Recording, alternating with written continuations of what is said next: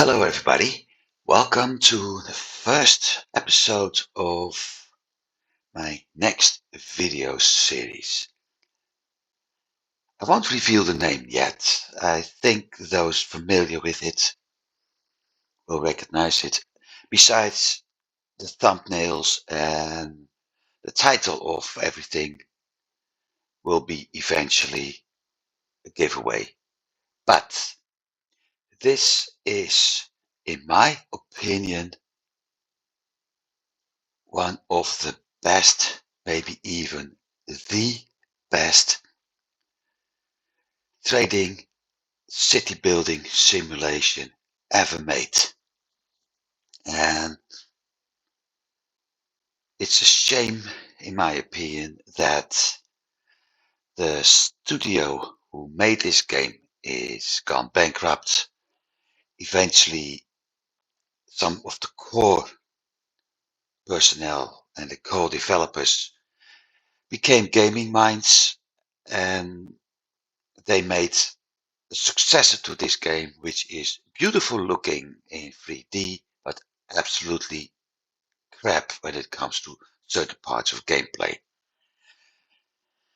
So, what am I going to do today? Well, I already filled in the name of the trader and the surname. Although, knowing this, I will pick another name. Just have to think about another surname. But the first name of the trader, Leinart, it's actually not a real name. It is a reference to one of the people I knew when I started to play the predecessor of this game. And at some point, he was doing some sort of challenge. Well, I was too. And our reports were that detailed. Somebody commented, hey, you guys should write books about this game because your game reports are already getting close to big books. So we both wrote, from our point of view, a story, and that game was named Leinart Fugger, although I was using a D, Leinart, as in my opinion, it felt a little bit more realistic, and I might as well do that again. But yeah, we were writing both our stories. We actually posted those stories too. And I still have my copy somewhere. Then we decided to work together and we actually did a story together, which is quite complicated when one person is living in Europe and the other one is living in the US. You know, language, time zones, different jobs, things like that. It was fun. And this man was a great help in teaching me things about the game. Unfortunately, as a diabetes patient, he was ignoring a few things. Eventually ended up in hospital, got into a coma for a short time, was kept in an artificial coma for a while, got out, things improved, and then his heart decided to give up. So he passed away. And yeah, I still kind of miss him. So using this name is honoring him in a way. And I'm thinking about honoring somebody else as well, but I can't think of it. So, although I think the second person was actually, last name was Smith. So I turned that into German, and we have Smith. Those two men are, in general, to me, the ones having the most influence on how I have playing this game and the one before that. And yes, I will honor them by using the name. Now, there is only one map, and the reason for that is I don't have another one. Well, standard 24 is similar. There's no commentary, but standard 24, I think it's the same map. So, hometown. I got several options here. First of all, we have the very nice blue dots. Those are cities I can pick as hometown for sure. No matter what, I can pick those for hometown. Even better, I can join the guild in these towns. And as you can see, it says Hanseatic Town, Cologne. It's all in English or German. And some of the names are not similar to what they are today. I won't make a discussion about political correctness for those names, because the time frame of this game, those were the correct names. Okay, this should have been called Köln, but okay. So we have Cologne, Bremen, Hamburg, Lubeck, using the intermediate spelling, because I think nowadays official spelling is using the umlaut at the U. Rostock, Stettin, Gdansk, and officially this one should have been called Danzig. But okay, never mind that. Torum, Riga, Reval, and I believe that's nowadays Tallinn, Visby, and Stockholm. All those towns I can start in as a trader, and I can join a guild, which also means that eventually I can be elected as Lord Mayor. Then we have Bruges, London, Bergen, and Novgorod. I can start in these towns, but I can't join a guild, which means I can't become a mayor in that city. And finally, we have Ladoga, Malmö, Rippen, Aalborg, Oslo, Groningen, Scarborough, and Edinburgh. I can't start in those cities. I can't become a Lord Mayor in that city because I can't join the guild over there. So, out of those 24 towns, we have 2, 4, 6, 8, 12, 14 cities I can become a Lord Mayor in, and having influence at everything that happens. The 2, 3, 4, 5, 6, 7, 8 towns which are completely red are beyond my influence for the time being.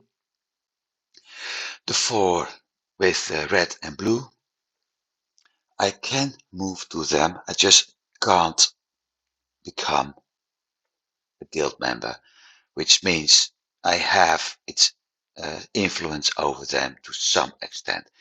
The only influence I have over the 10 non-blue towns is that I can build stuff. I can do some things to make the population grow, and that's it. Except when it's later in the game and at a certain rank, I'm able to actually do something here. Because at that point I have a majority vote, or at least the highest type of vote. And with that, I'm able to get things tip to the right point. Not always, often. So I have picked Bremen as hometown. As you can see, each town is having an effective and a normal production. Normal production means 100%. Simple as that. So in this case, in Cologne, we have grain, leather and meat, and leather and meat comes from one building. Timber and wool, all produced at 100%, except for wintertime. At wintertime, productions requiring weather is dropped, and that's in this case grain and honey, not wine. We have honey, pottery, and wine. Effective. Effective simply means that it has a boost. I can't remember how much exactly. I thought it was a certain percentage, so I have to check at some point simply by comparing a single effective building and a single normal production building of the same kind with each other. Like wine is produced here in Cologne, a single winery compared to a single winery in Groningen, and I know. But I thought it was 25%. There's also another bonus. Every three buildings, every three industrial buildings, I get a boost. And that's 5%. I thought it was. I wrote it all down in the guide and I can't even remember. Well, that's why, for one thing, the guide was for. But every three buildings give a boost. So I got a boost at three buildings, at 6 buildings, and at 15 buildings. And after that, no more. So eventually, the maximum I can get is the maximum boost of not 15 buildings, sorry, 3, 6, 9. That's what's giving me the boost. So, my hometown. I will pick Bremen. Reason, first of all, the location. With it, I'm able to cover up a big part of the North Sea. This arrow is meant for expeditions, so that distance is pretty easy to do. It has an effective production of iron goods, cloth, bricks and beer, and a normal production of wool, pig iron and grain. Pig iron and timber gives iron goods. Wool gives cloth. Grain and timber gives beer. So I'm quite self-supplying. One of the other very good starting cities in this game is Gdansk, because you produce pitch effective as well as beer, grain, hemp, leather and meat. Beer is a priority one food resource. Grain is a priority one food resource. We actually, the gaming community playing this game, talk about the big four: grain, beer, wool, and fish, and wood. Well, so it's basically a big five, but those are always required to keep your population happy. Anything above that is only useful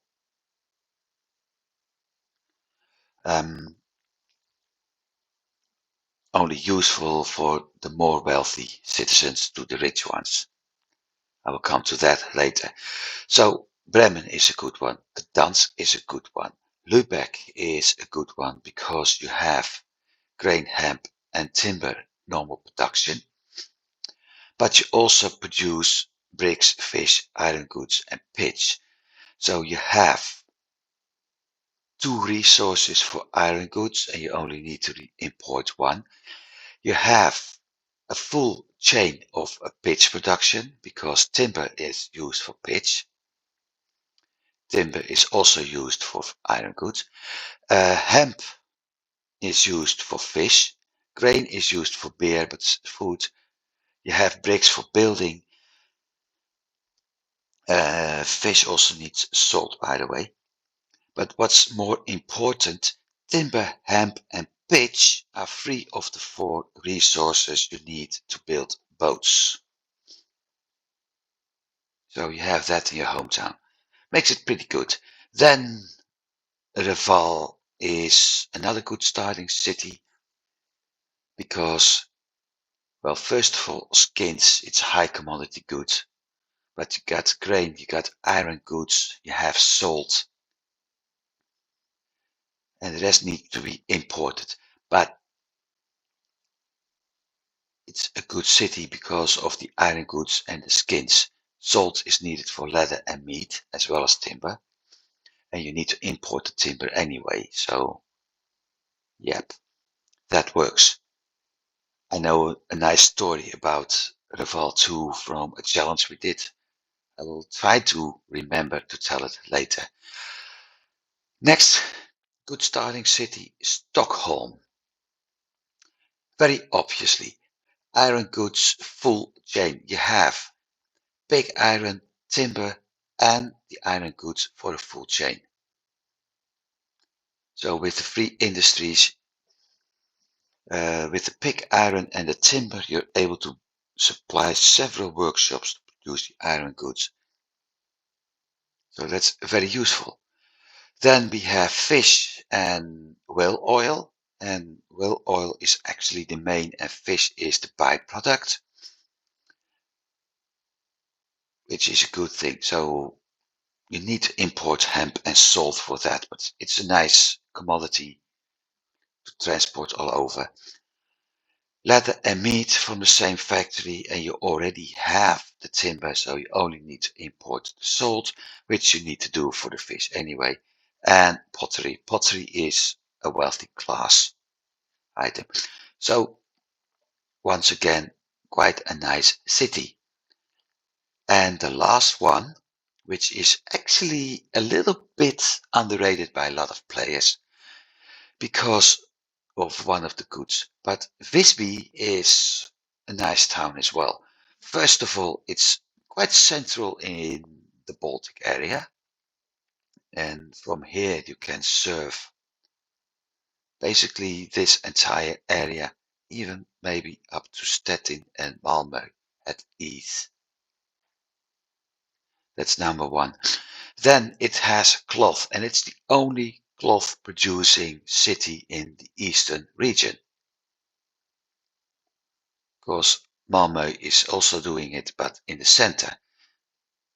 So that means you have the potential to 4, 6, 7 cities, 8 if you add Stettin. So this entire area can be fed with cloth from Visby, which is quite a lot. Malmö can be doing the same thing. And in that case, you pick everything here. Oslo, Aalborg, Malmö, Lübeck, Rostock, Stettin, Gdansk, Torin. That's the second. But in the west, we have Edinburgh, Scarborough, London, no, not Bruges, and Bremen, all producing cloth. So you can have a lot of cloth industry here and constantly running short here. So Visby is a good one for cloth. Stockholm is nearby with the ability to do a full iron goods chain. Reval and Visby, Reval and Riga produce skins. Skins needing hemp, you're producing hemp in Visby. Skins also need iron goods. Well, you're producing those in Stockholm, but also in Reval. You have honey, which is needed in all cities, and only Novgorod is creating it. You creating pottery in multiple cities. You have bricks for construction. You have grain. Nearby fish in three cities.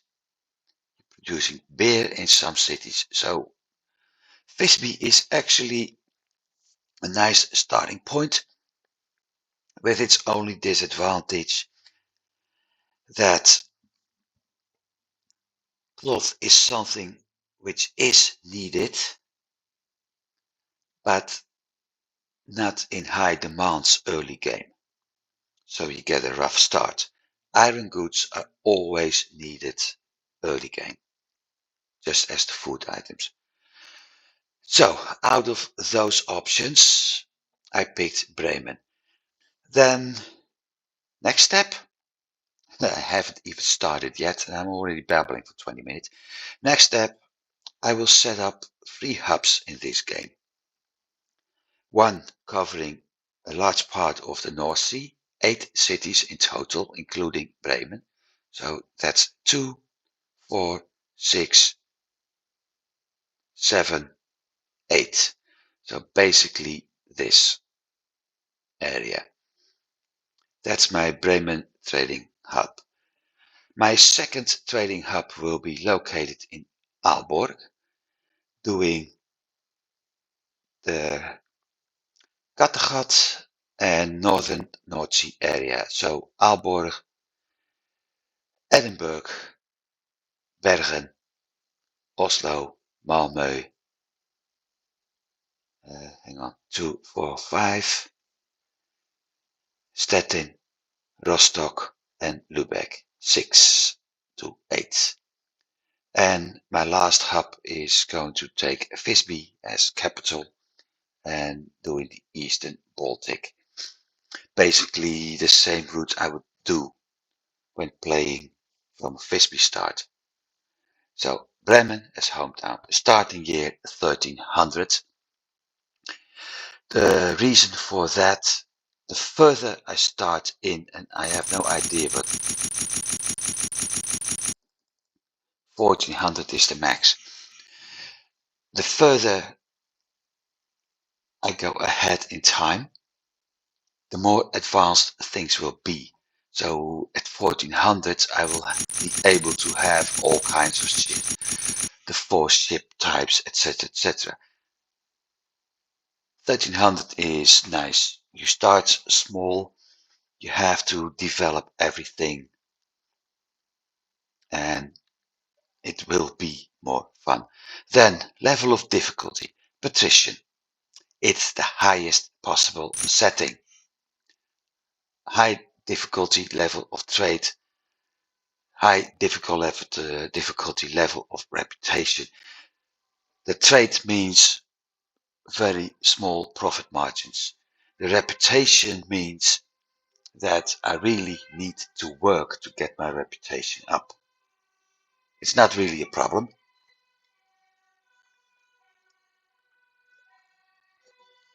because given that this game is about 20 years old, I know how to do that. Needs of citizens high. That means if they don't get supplied on a regular basis, their mood will drop quite low, which in turn affects my reputation. Difficulty of sea battle high.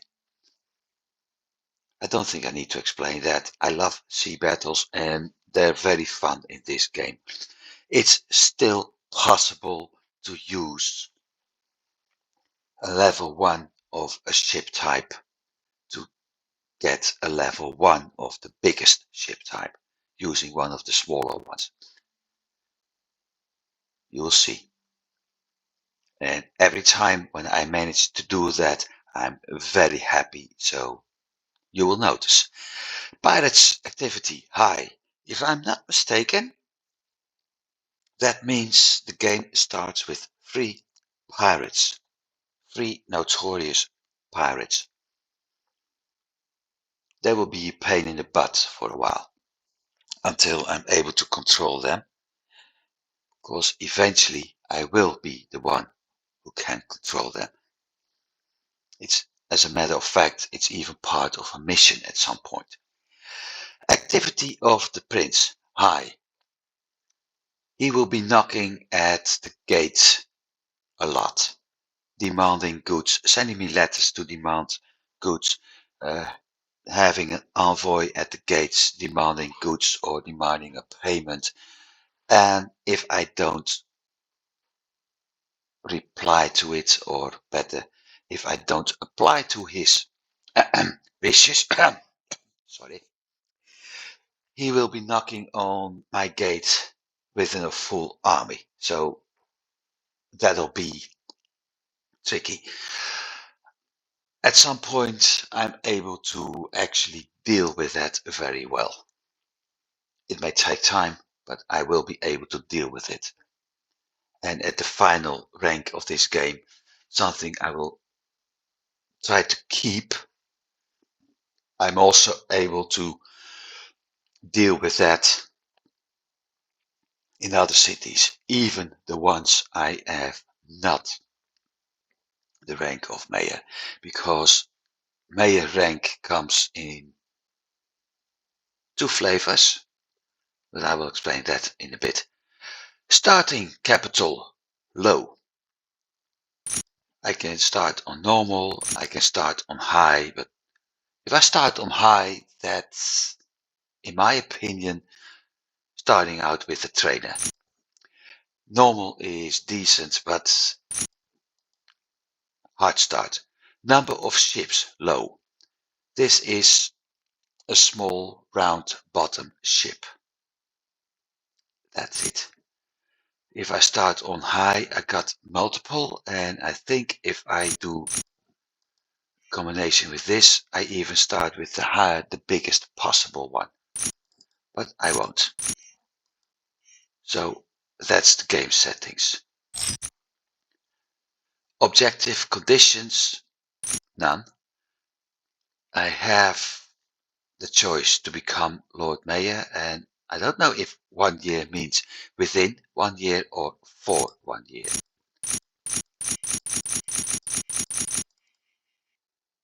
But Lord Mayor, endless.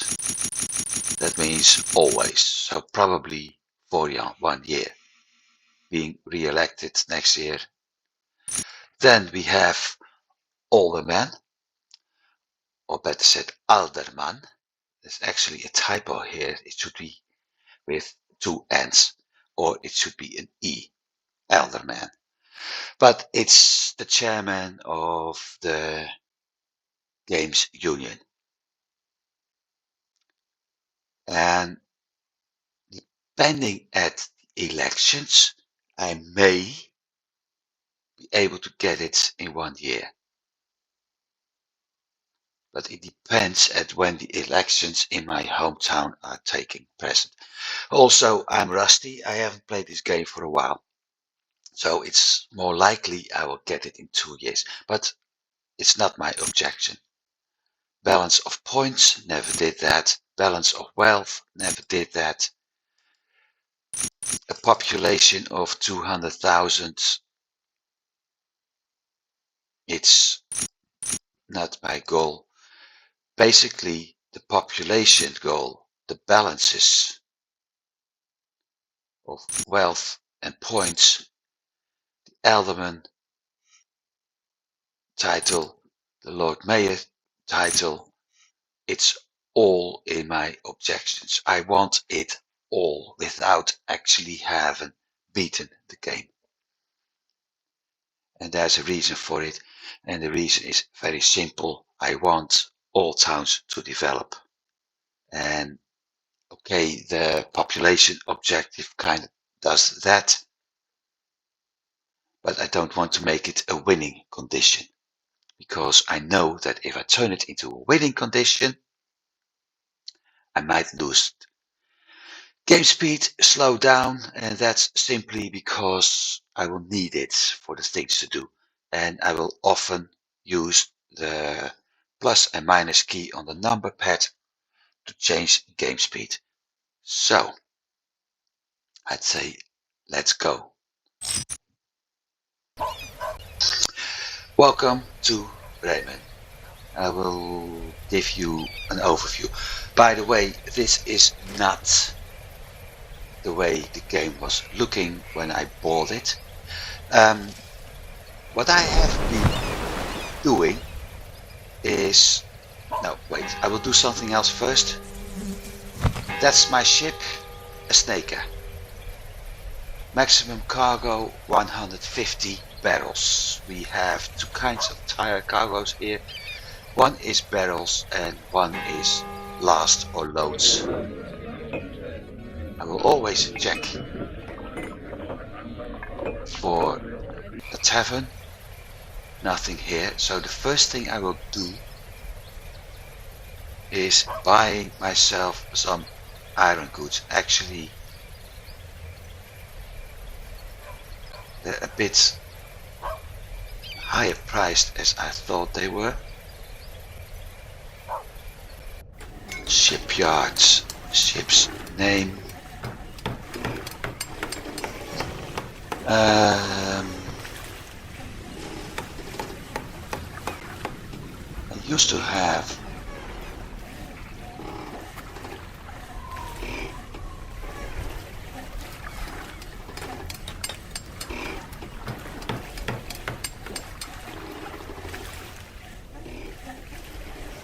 there's a reason for that. Switch, and my first step is sending it to Groningen. And while my ship is sailing at a very, very low speed, I can tell you about a few things we have here. One of them is actually covered by my recording button. Or yeah. First thing I will do is setting the news. Official writings will never be deleted. Personal information will never be deleted, but I will delete my trade information after 10 days. Notice and sound. Yeah. Events out is when they, for instance, see a pirate. Everything else can be as it is. We have trade information, nothing personal, and official, nothing yet. That's one. We have a ship overview. My current ship, ship type, weapons, condition, convoy or not, and name. I will order them by type. Eventually this ship will become an S-class. And S-class is not for Snaker, but that means spy. It's one of the game tricks I'm using. I am in general placing Snakers all over the map in each and every city except my hometown, or maybe even in my hometown, to get quick access, because currently the only town I have access to is my hometown because of certain buildings. Now, the most important building for me right now is trading office. I haven't hired an administrator yet. I will do that in a bit. We have no goods in stock, no weapons in stock. My warehouse doesn't have any guards, but I will promote it. I will make sure that I'm able to have maximum security at all time. I will have to build a guard post, other warehouses at some point, because right now I have a cargo capacity of 50 loads or last. My trading office That's only happening when I have an administrator. Personal information. I'm an inexperienced shopkeeper. Shopkeeper is lowest rank. It gives me when I'm born, so I'm 21 years of age. My hometown is Bremen. My social status. Reputation has increased, yeah, because I bought some stuff, which means I will sell somewhere else to sell it, and with the money buy something else which they hope I will return. More wealth and better reputation to get to the next level. Underworld is avoiding me. So there are two things I need to deal with at some point. One is the underworld, and one is wealth. Wealth to get reputation. So I need a bad reputation and a good reputation at the same time, and also the coin. Move is useless, but if I have, for instance, an office in the Visby and I select this option, it means I can move there. I won't hire an administrator yet because of that. Now we have ships in port, nothing. Ships at sea, convoys in port, and I thought I had convoys at sea here. Like I said, I can't do that, my recording button is here. Back to town. Next building. The moneylender. I can take a loan, 3,000 for a 9-week period. Repayment 4,085. That's one thing. I can repay loans, but loans is not only the money I took out here, it's also all the fines I can do. I can grant loans to people, and this is actually something that may be considered a valid game strategy. To grant loans to AI players and use that to make money. The thing is, at some point you will have to get a loan being repaid, at least one loan a week. At least one loan a week. So it's going to take some time before you're actually in it. It works, but it won't develop your town, so in general not much will happen. But it's a valid strategy to get money. I will start doing that at some point as well. No growth granted. Shares is more like for multiplayer. There is a trick which I can actually use, although it's slightly useless, because at some point I will surpass the AI that much that it's simply impossible. But I can, for instance, sell shares as AI. I need to move my save game into the multiplayer game, open that game in hot seat mode, which is basically turn-based. Have the most important AI opponents, the most wealthy ones, and the highest reputation ones.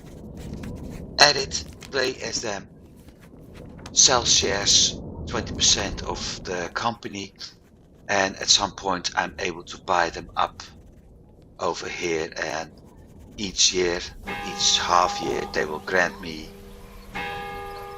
some dividends. It's not much. I will make more money with loan sharking and trading. The guilds. Joining 21k. Well, I don't have that yet. Auctions. No auctions will take place. At At some point we will get notifications about it, but I'm not a member, so I can't even do something. I can't join the auction hall, I can't check for convoys, and I can't check members. Goods trading centers, and look at that! The whole Mediterranean. I will have to explore from this point on, somewhere from Bordeaux, around Portugal, Spain, France, Italy, Baltic coast, Greece, Turkey, Lebanon, and nowadays Israel. At the time it was all Ottoman Empire. Was it? Or Mamluks? Well, it wasn't Israel and Lebanon at the time. Egypt was actually Mamluks. Libya, Tunisia, Algeria, and Morocco. There is nothing here. That's what I have to do. I can explore there, I can find trading ports, and the trading ports will provide me with some goods in return for goods I deliver them. I will get more into that once I'm actually able to do expeditions and have one returning. And I forgot, we have trade contracts which can be found in the goods trading centers. Then we have a bathhouse, and my intention in the game is always do a visit to the bathhouse at the first of a month, because if I do that I will never have reputation problems. Another thing is, at some point I will see other people and I can do bribing here. Then, behind it, shipyard. Well, we had a brief visit. What I can do is ordering construction of 3 types. We have the snaker, the one I'm starting at. We have a krayer, which is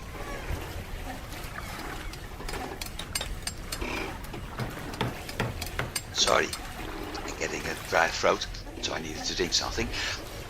The krayer is one of my favorite ships. It's fast, it's pretty agile. It shows 6 knots here, and just like the snaker, but don't get things wrong. The snaker is doing a maximum of 6 knots. The krayer is able to do a maximum of 10 knots. It's 6 knots on the world map, maybe a little bit more.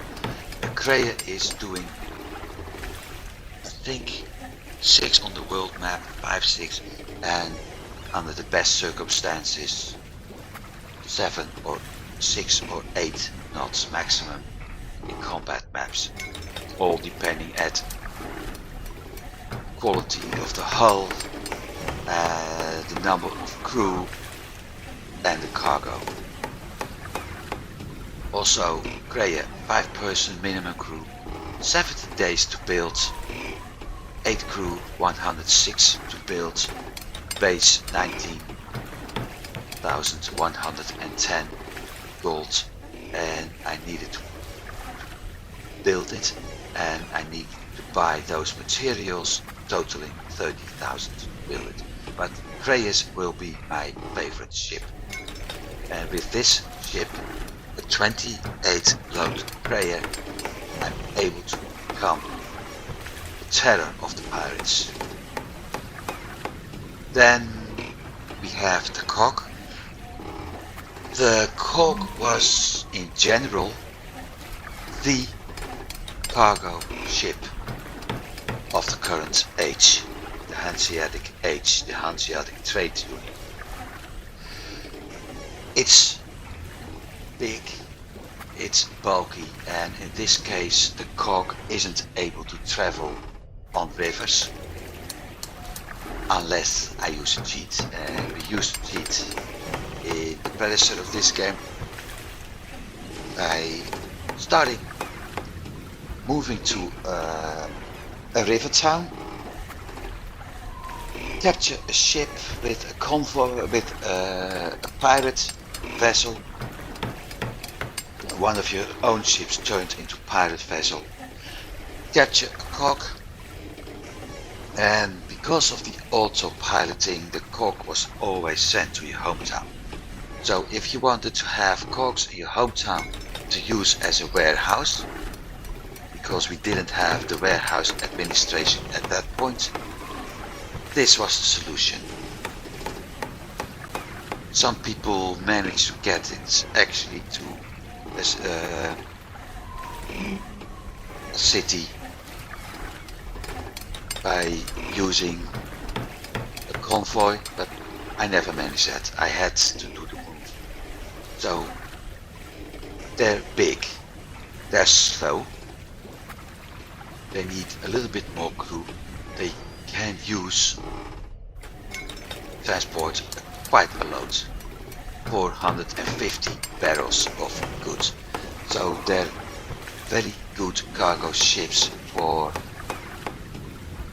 everything traveling on the seas, not just the river towns, but those are only 3, so it's doable. That's the 3 of the ship types. The 4th will only show up when my shipyard improves. Then we have a list of contracts. Nothing happened. Usually the AI start building here too. No ships under repair, no ships to be improved, and no ship to change the name. We will see repair dock and shipyard are the same building, but in some cities it's actually different. Also, my ship arrived in Groningen. Nothing.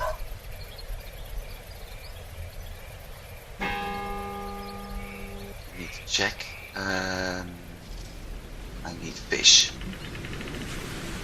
This is Hamburg. Right.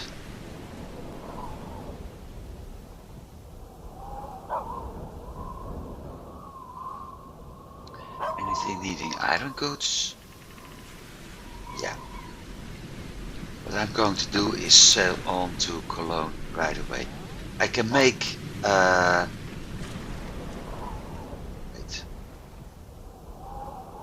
almost 100 gold.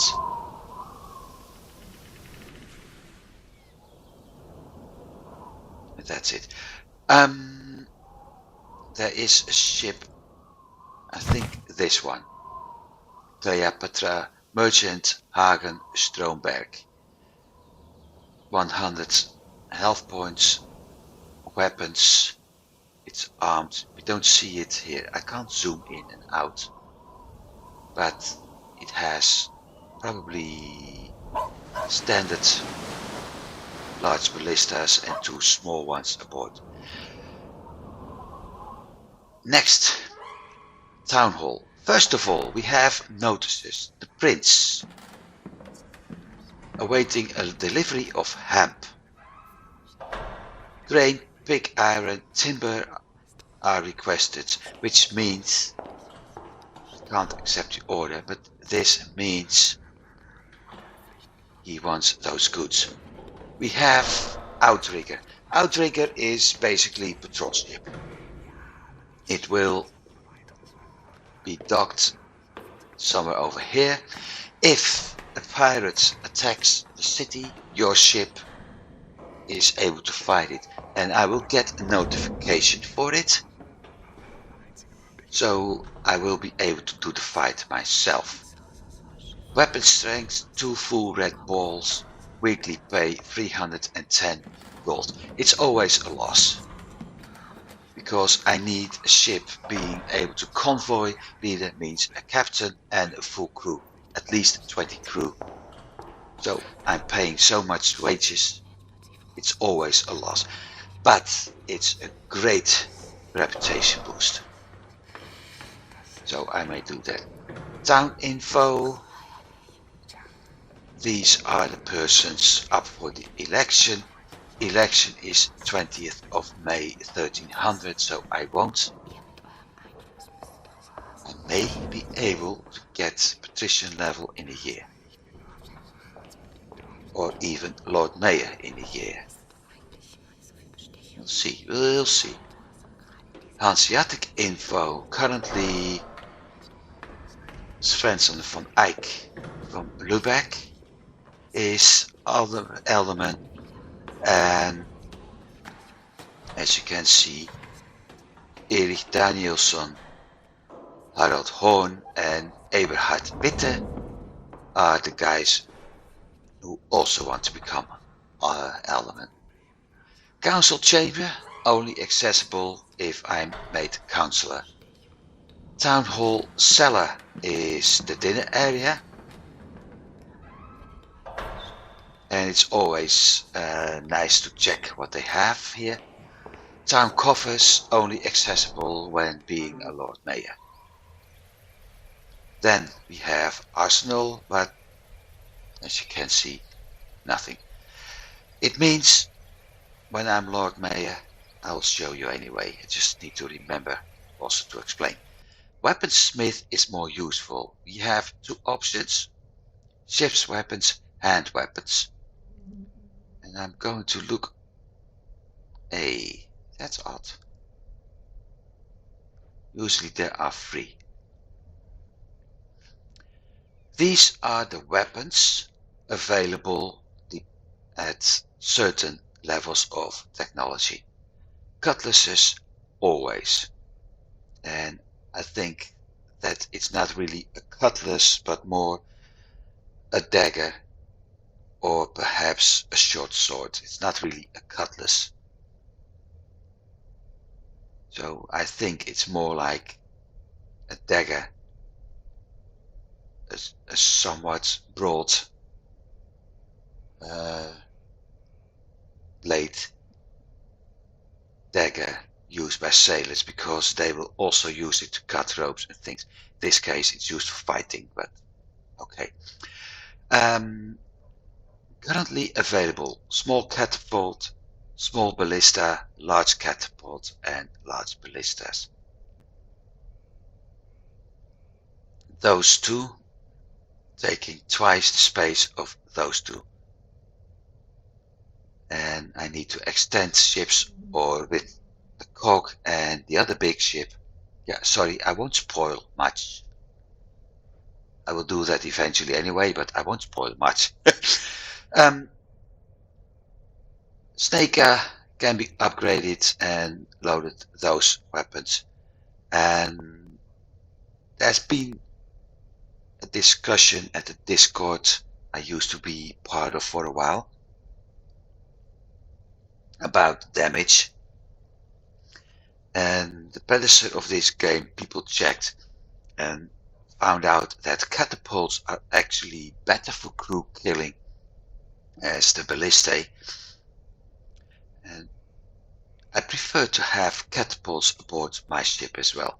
Now, the fun part is when you look at realism, it's impossible because the catapult would swing against the rigging.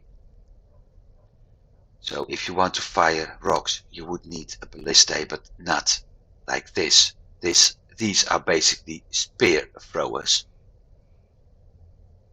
While you can also outfit them using the same device to throw rocks.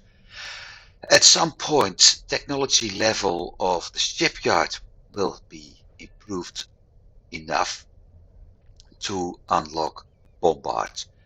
Bombards are big, bulky things using two slots, just like the cat and the ballista, but they're very good to wreck a ship, especially in short distance. And my goal is to keep one type of weapons aboard ships, but With cogs, the thing is, if I have bombards, I always have one empty slot, which will be a small cat. Eventually, at the highest level of the shipyard, I will have cannons. And at that point, it's game over for pirates, because I will be able to wreck them big time. Disadvantage: over time, pirates will get bombards and cannons too. But as soon as I'm the one being able to craft cannons, or actually have cannons crafted by the weaponsmith, and I start equipping my convoy leaders with bombards first and cannons later, especially for the river towns, it's cannons.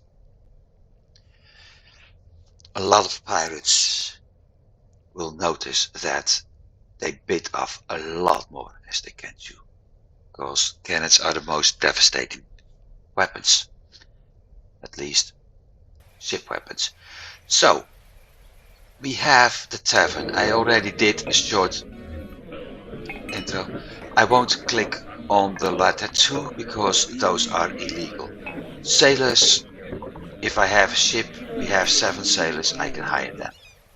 The weapons dealer is selling hand weapons, not ship weapons. The pirate is somebody I can give a ship and tell him where on the map I want him to roam and attack things. Then, now I know why I couldn't find that one bottom. We have this one showing my buildings. Everything turning dark is AI owned. The important city buildings still keep lighting up. We have a cannon tower. Can't do much with that, I will come to that later. We have a marketplace. And I can do a celebration. For a celebration I need a certain amount of goods, certain goods in certain amount. And with that I will do a temporary boost of my reputation. It's a nice thing. No, not yet. It's a nice thing to do prior to elections, making sure that the feast is before the election, so people will have a good impression of you, your reputation goes up, you will be elected. Then we have houses. All are the part of the AI right now. 3 types: half-timbered, gabbled, merchant. As you can see, this is how much is currently filled up. Half-timbered are the poorest people, gambled, basically working class, the poor, the wealthy, and the rich. We have Market Hall, and this is going to be one of the buildings which is going to be very important for me. This is what we have in stock and trading prices. So if I want to sell skins, I'm getting 888 gold pieces. If I sell a barrel of spices, I'm getting 492 gold pieces. If I buy it, it will cost me more. This is the city's supply. We have production. The town is producing stuff. We don't see the factories, but the town is producing stuff. And yes, you hear the people talking in the background. I'll keep it on. Currently, town is producing 14 beer, 1 brick, 5 cloth, 2 grain, 6 iron goods, no pig iron, and no wool a week. So the daily production is 2 beers. I mention this because I will need this. I will need the weekly production for a formula to calculate how much of a certain good is needed to keep my population happy and whenever possible growing. We have a consumption. The consumption rate of beer in a week is 28, but we're only producing 14.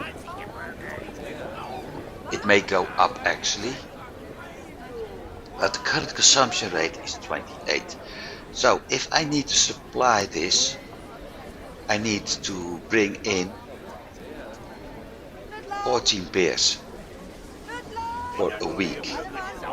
Depending at how far I have to sail with that, I can set up a formula by dividing what I need, in this case 14 by 7 gives a daily consumption, times my travel time plus 1 day, and the 1 day is half day for loading unloading in city A and half day for loading unloading in city B, or this city. And with that I'm able to calculate exactly how much beer I need to transport to make sure that I always supply 28 or more beers.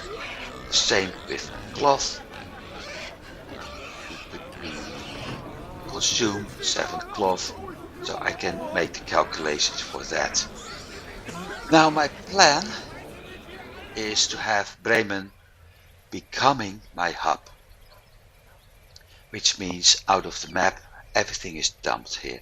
So in general, Bremen is the only city I don't have to worry about on this map. It's the starting point. And I have the formula and everything already done in Excel.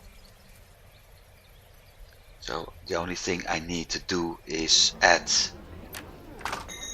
these numbers and add these numbers, and I'm able to calculate how much I need to import to actually get things done. Then, well, we did houses. We have a competition building in multiplayer. That's a nice part.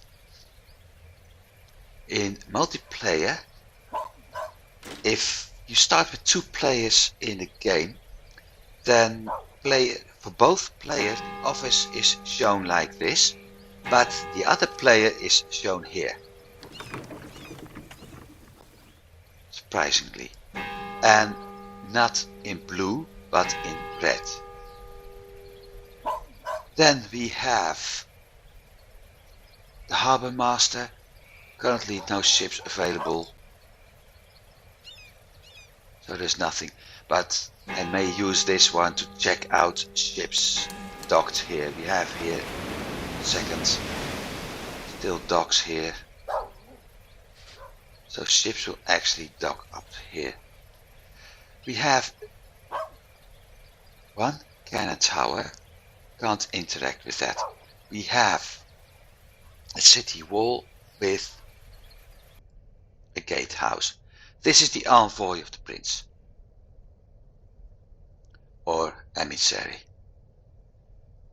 and he isn't even willing, but in general I can give him presents which are goods, like if I have 560 timber in stock and I only need 95 for my weekly production, and I've got 97 coming in each week, I can decide, you know what, I got my shipments coming in within half a day. I will just send 500 gold to the prince as a present. It will make the prince happy, and with that I will avoid a siege. I can do the same thing by selling that timber. In that case it's 6 deliveries, so let's say 560. I can set it up to sell 70 timber or 420 timber, 490 timber if I want to. Hang on. I was using 95, getting 97, 560. Yeah, I can do 420 timber in 6 deliveries of 70. It will split automatically. So I just set the maximum amount and it will split and it will be sold. Delivery agreements are when he sends me a letter, and the one you saw in the city hall, the notices. This is what I want and I'd like you to deliver it. These goods at that time in these amounts at that time of the day. I even give him a loan if I want to. I don't want to, but I can. So that's that. Then we have people moving here. And clicking at them tells me exactly what they think. They want a celebration. That's a wealthy person. Now there's a trick. If I click here, you can see they're all annoyed. There are 824 poor, 140 wealthy, 76 rich. Reputation going up, 11 beggars. More important, we have 1, 2 poor, 1 rich, 2 rich, and a wealthy going out. 1 rich going in. There's a wealthy going out. So I can actually check part of what's happening to the city, whether or not it's growing, by checking how many people are entering and how many people are leaving. So this is 2 by 2. That's 0. Plus 1. Minus 1. Minus 5. Minus 4. So there are 4 people leaving under the current circumstances. The animals are just there for fun. Clicking at them. By the way, this was actually a coal mine, but that never was implemented in the game. Probably for smelting the pig iron. Clicking at the citizens, as you can see, gives me hints. They don't know me. Church can do with an extension. And speaking of church, I can pray. I can feed the poor. When feeding the poor, I have to donate a certain amount of goods. Sancte Spiritus, linguas quam in mis in apostolos descendens. Amen.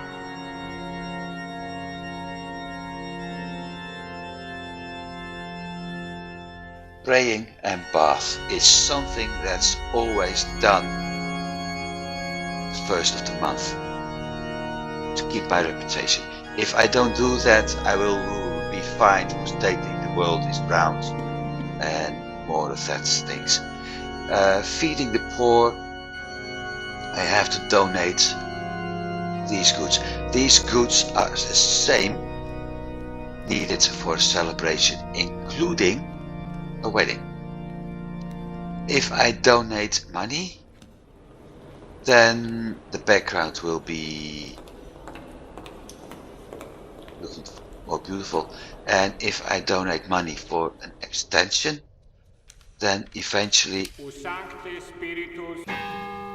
we see the church tower become larger and we see the church being bigger. So That's the basic map. We still have other things. First of all, my ship overview is the same as I select the map. And I'm able to, I think I already showed this, pick up the ship according type, name, weapons, etc. Eventually this will also change, because that is the amount of cargo, the wealth it has aboard, and that's the amount of weapons. This is to speed things up. We did the news, construction menu. My trading office. I can build a warehouse. Well, if I have the materials and the money. Half-timbered house, gabled house, merchant house. Which is why this is important. I have to keep an eye on this. Half-timbered house, 90%, 95%, and I need to build one. Gabled house, 90%. Merchant's house, 90% filled up. I need to build one, especially the merchant's houses. Even starting at 88% is a good idea. Gabled houses are taking slightly longer. And let's see if I'm able to, yes. These are the half-timbered, as you can see. That's the gabled, and that's a merchant house. That's one thing. Then we have city buildings, roads. It will work with this and eventually fill up all empty spaces between buildings. A well. The more wells I have, the better sanitation will be. Similar to roads, but the better sanitation will be, and wells will prevent fires, or at least make it harder to get fires. A mint. This will increase the number of rich people in town. It's a big building, it's a donated building, it doesn't do anything else after, other as having more rich people. A school will attract more poor people to town. More beggars, more poor, so enough workers. It works. Hospital needed to extend after a certain level. It will increase the sanitation, but it's actually really needed when you reach a certain amount of citizens, simply because sanitation will drop if you have too many people and no healthcare. Chapel is a replacement, or more said, an addition to the church. Just another drink. Because at some point you can't make it with the church alone. Think of the town is getting too large and the church is too small. So instead you get the chapels as, to keep people in there as well. Then we have raw materials. Grain farm, built outside cities. Iron smelter, sheep farm. I think that's pretty obvious what they do. We have finishing products, a brewery, a workshop, beer, iron goods, cloth and bricks. We build those outside city walls. At some point I can build them in city walls, but in general you build them outside city walls because you don't want taxes. Everything inside the city walls is being taxed by ground tax. Every building. So I'm currently paying for my office. I will build industries. I will build houses. I will build warehouses. They're all going to be filled up. I have to pay taxes for those at some point. Last is city constructions, can't do that. You have to be Lord Mayor, but in general, you build a town wall. You can build the gatehouse, of course. Gatehouse can have pit chutes. You can build bombard towers and eventually even cannon towers. More about that when it's time to do so. Finally, town information. It's the same thing I can access when I'm on the world map, telling me the population, Lord Mayor, and most important, the production. So it kind of helps me by setting up my industries. Eventually, no matter what I do, eventually it's cheaper to do a low or normal production in a town as to import the same goods in large quantities. Each and every town needs to be supplied by all goods, and at some point I simply can't import grain from the various cities to Bremen to support Bremen and the other cities. I need to do low production. If I combine the low production with the effective production goods, the advantage is that the average price will drop. So, while the low production is there to support a town, the goal is to keep a cheap as possible price by creating as much effective production and importing that. And last but not least, the jester. That's me. Well, it isn't me, it represents me.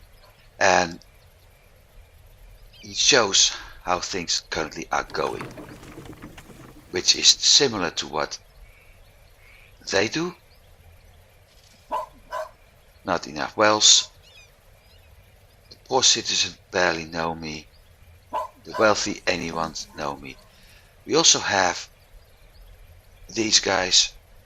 We are too few. Not enough guards.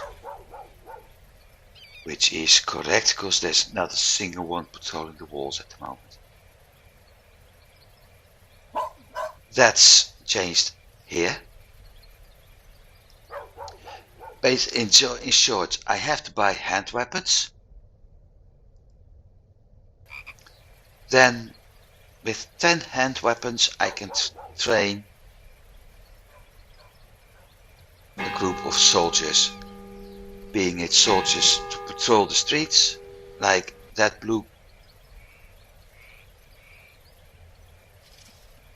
blue guard, or the ones patrolling the city walls. The ones on the walls will fight off sieges.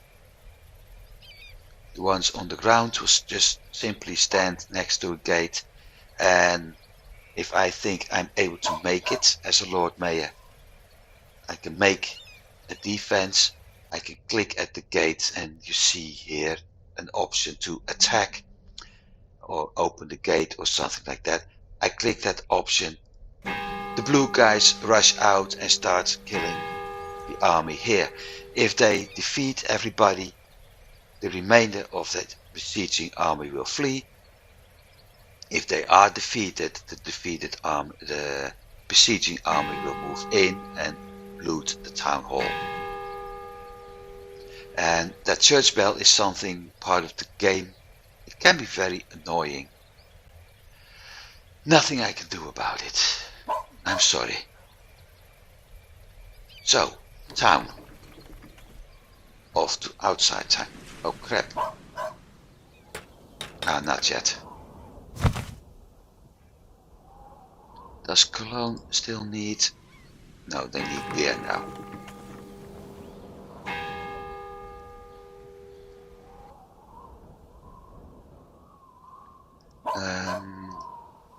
Honey and wine.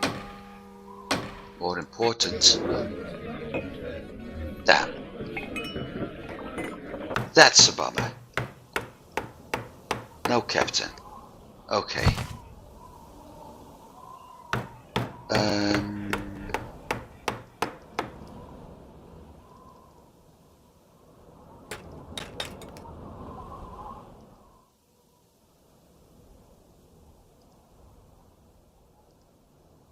Hopefully in another city, but usually there are 2 captains on the map, and the best spot to find them are Cologne, Torun and Novgorod, because the AI doesn't check there.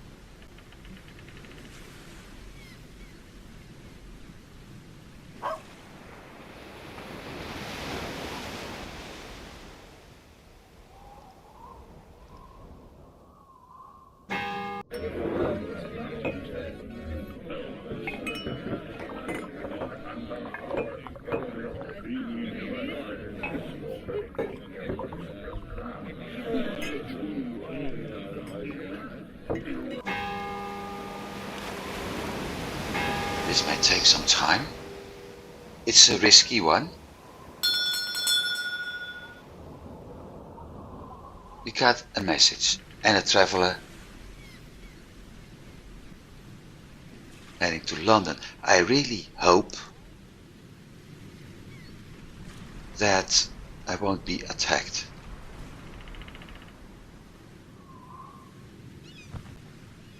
Alderman pilots are always hired or mission pirates. Shoot! Too late. Oh well.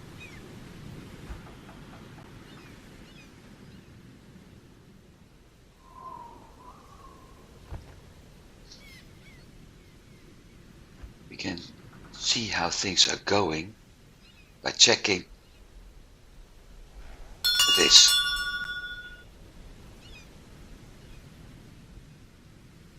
So we have, first of all, I'll be damned.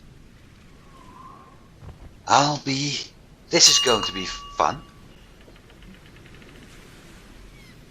This is really going to be fun. First of all, this convoy, 58 men, 70, but it's a Hulk. The biggest ship in the game. And a future convoy leader for every convoy I set up leading to a sea town. But yes, we know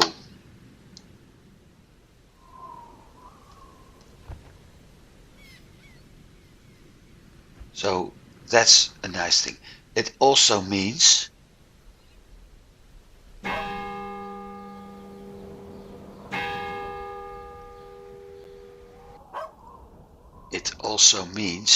that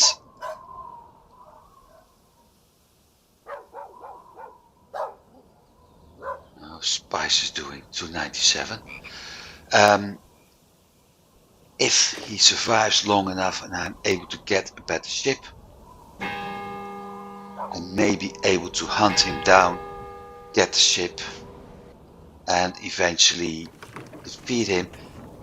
And if I have that ship, I really have a good battleship for the bigger pirates.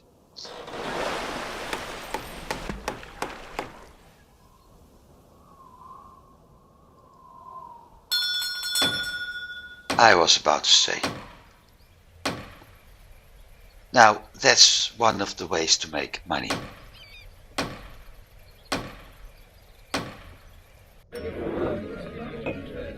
Let's see what he has.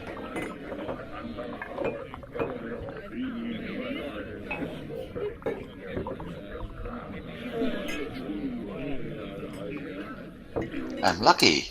I'm really lucky.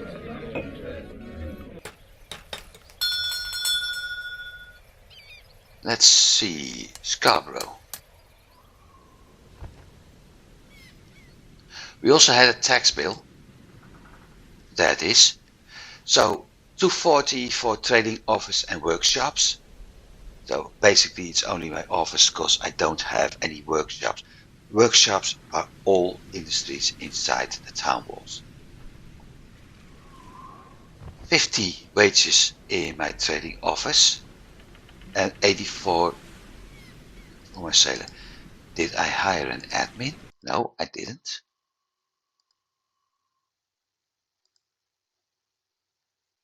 No, I didn't.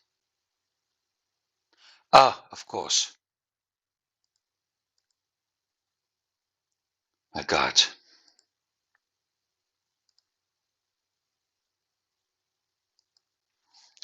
Trading off manager. This guy is going to do my trading.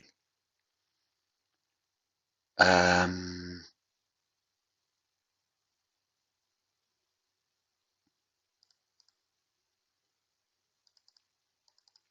will set everything to selling for the time being.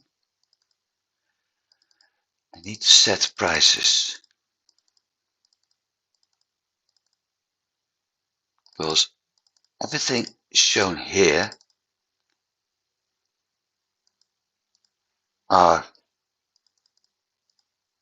the trading price, the production prices.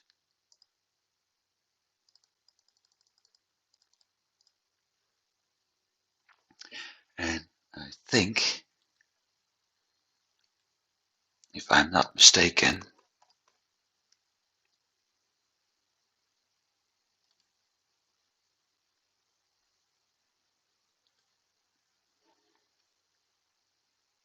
I need to check something.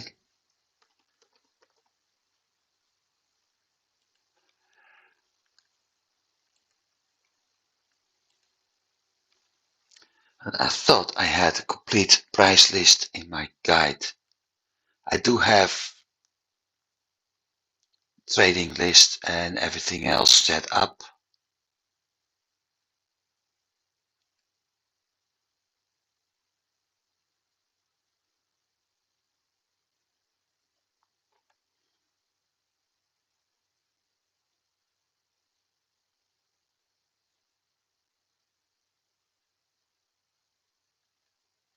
But I need to move all those old trading routes to the folder of this game. And after that, I actually have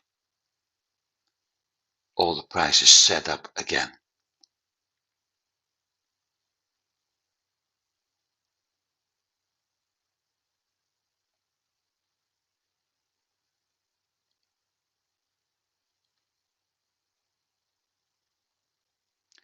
No, I don't have a price list.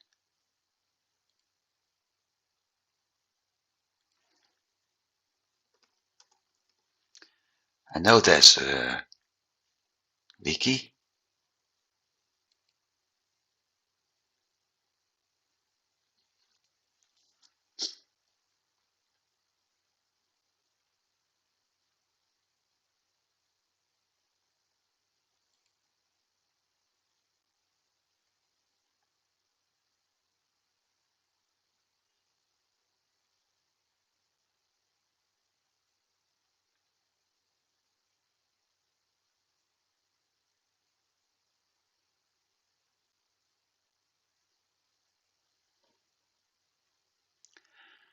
Ay, ay, ay, ay.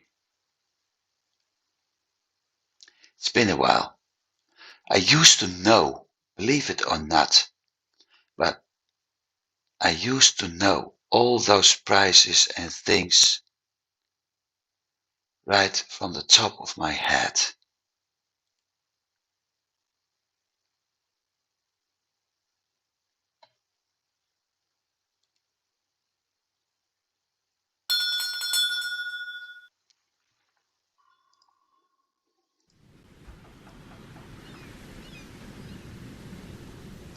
Yeah, but I got stuff aboard too.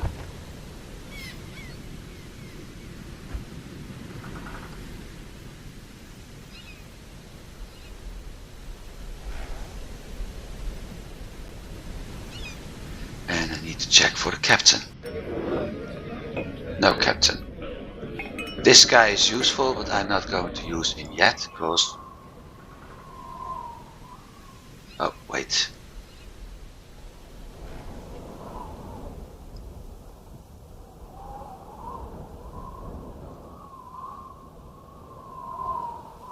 V13, that's... I think my usual max was 350.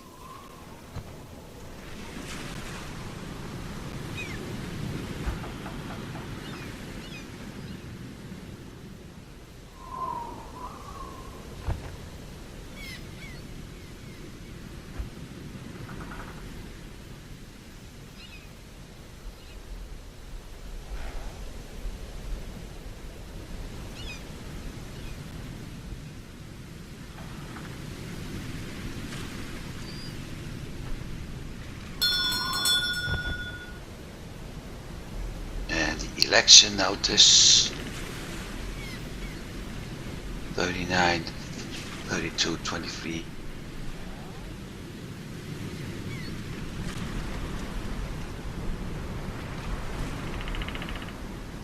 That also gives me the opportunity to do something else. This.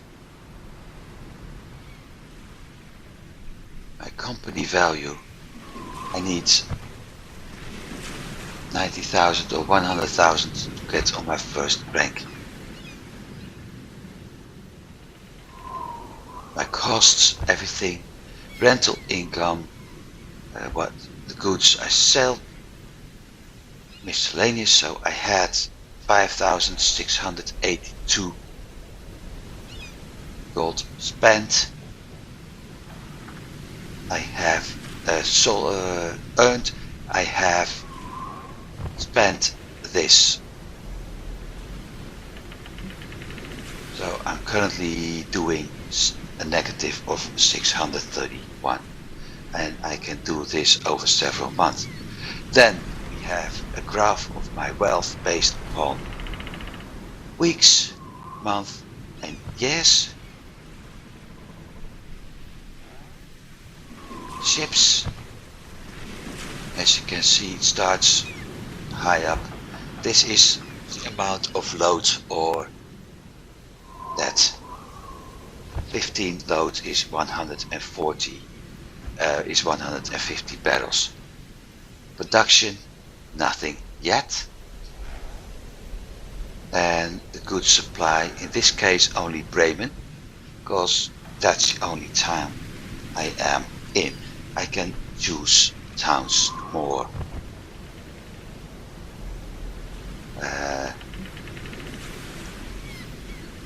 The more towns I have an office in, the more I can actually check out.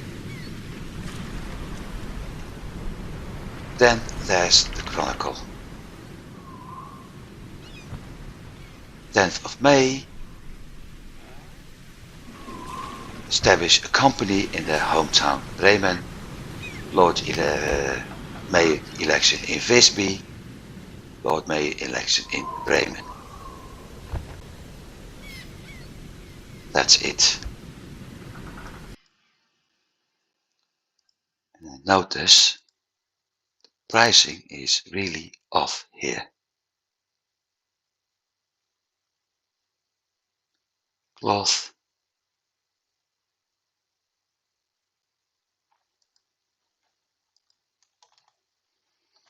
$250 fish.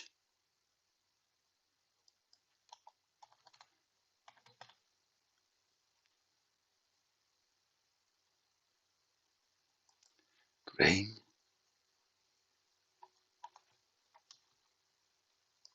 Hemp.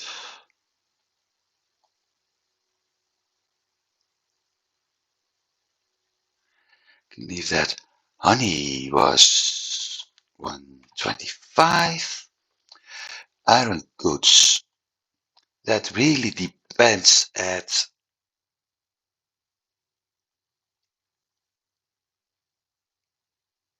what you want. In this case, since it's not one of the big four. Wait a second, didn't I have the trading?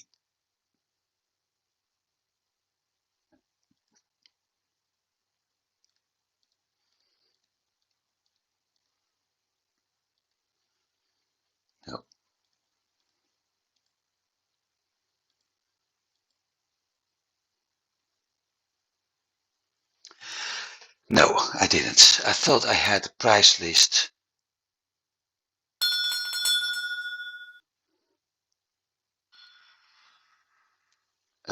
Iron goods selling 375, I think I did. Like I said, the higher the level,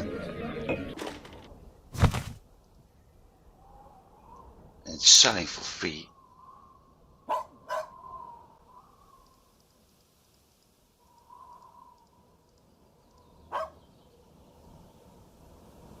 I need to do a small check. Big iron, pottery, salt, whale oil. I can bring in some whale oil.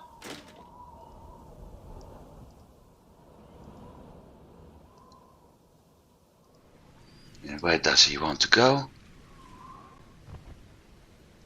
Bushes. Really?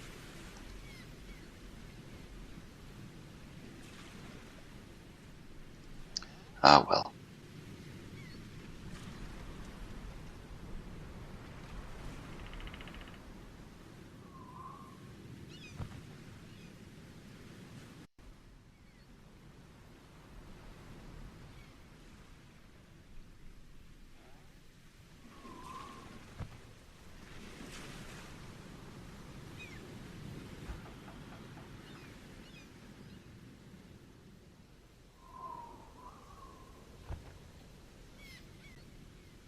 So, back to setting up trading offers.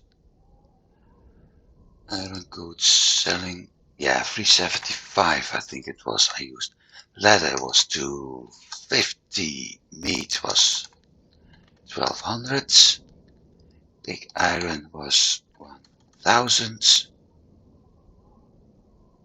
pitch 56, 65, pottery 200, salt 32, skins 900. A lot of people are actually selling skins 1200 or more because they are aiming at the money. You need to satisfy the population as well, so 350 on spices. Wood can remain the same, close to the same.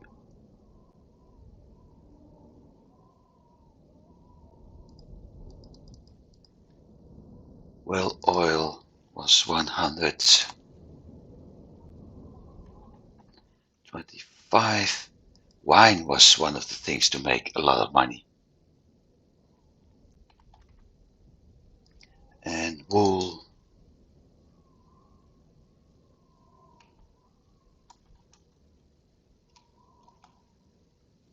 I think those were the prices I was selling things at.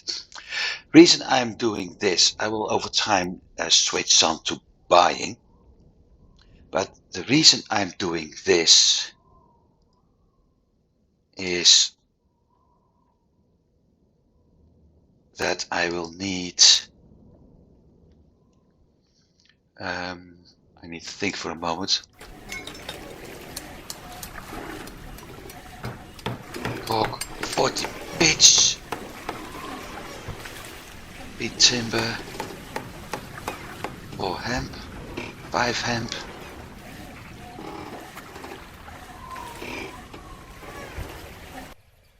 Okay, 50 pitch.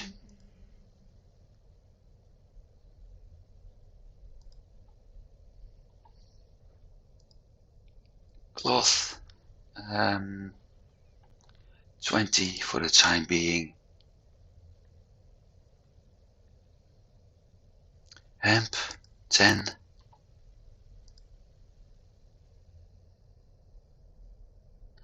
Bricks,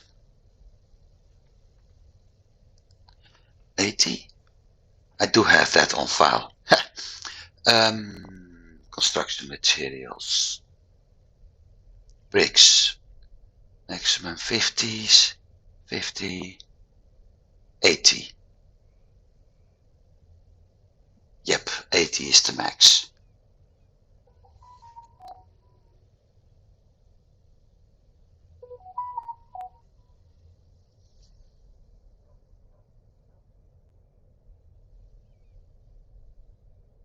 So 80 bricks, 15 iron goods, the cloth, the hemp, the pitch, and the timber. That's all I'm going to need to build certain industries and ships. Later I may add grain and wool to feed the bear. Oh, and pig iron. I may actually do that already. Just not that much. 10, and I will lock those for being picked up. So even if I have 10 wool in store, not a single ship will pick it up. Hang on. Pig iron. 10. That should do.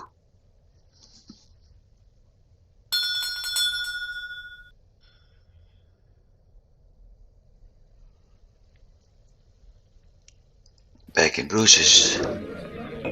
Nothing here. What do we have here? 23 wine. I'm sorry, but I'm unable to buy that yet. Trader, he wants to sell. He wanted to sell. Send me to Bremen. Okay. But first,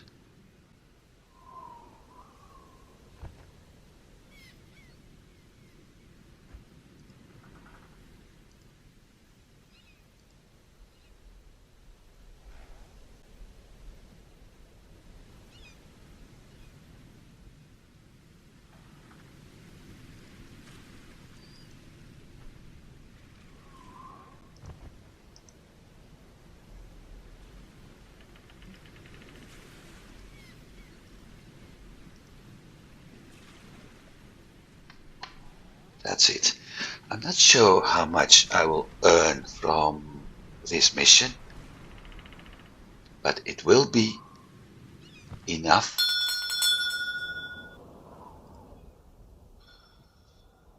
Okay, and he wants to go to Hamburg. Not yet, my friend.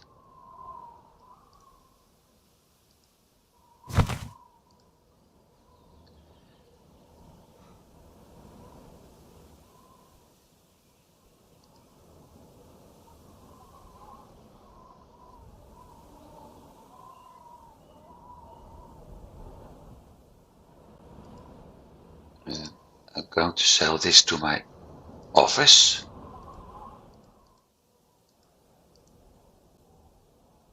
Pick up some iron goods.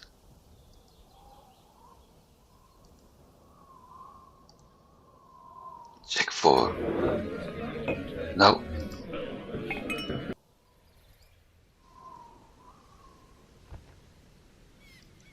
Yeah, of course.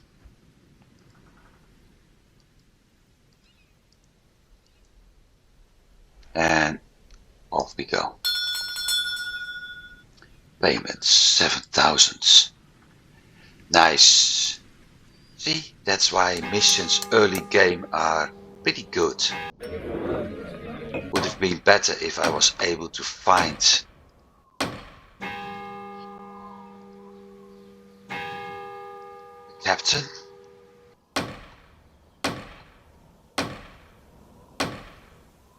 I need to check. Oh, there's another building here, the barn. The barn is used for land trade. Land trade is only possible between cities where I have an office in. So in this case, if I had an office in Hamburg and there's another one in Lübeck, I was able to do land trade between those two cities. Over time, I will use it. Not always, but I will use it. And there's a guard patrolling the town wall. Actually, there's 2 guards patrolling the town walls. What I wanted to do is check what my city needs. Spices, how I'm doing on fish. Cologne needs pitch. I can always sell fish in Cologne.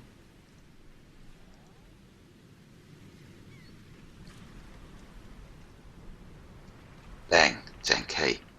So that means I have to do 2 things. First of all, that.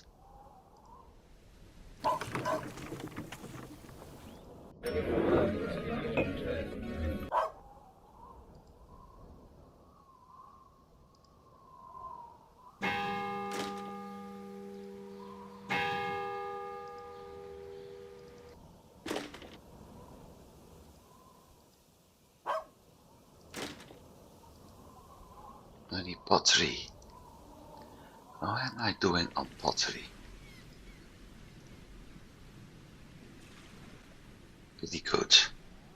Skins and spices. Spices. Too expensive.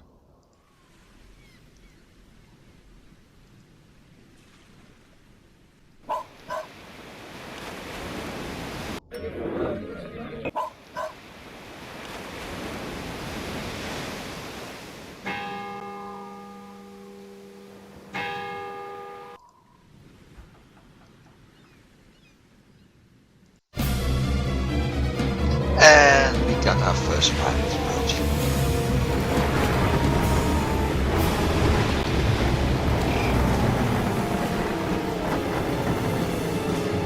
We were going to see this a lot. Beneke is one of the notorious Habakkuk. Beneke is one of the notorious pirates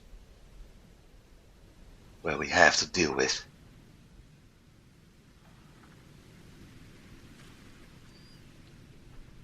So we will see him more.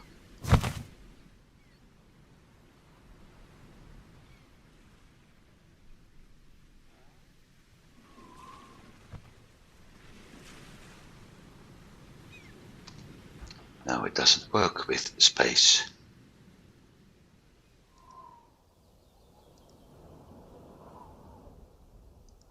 Bingo. Rest to the office.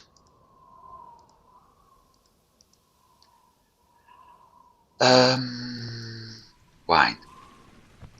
Back from the office.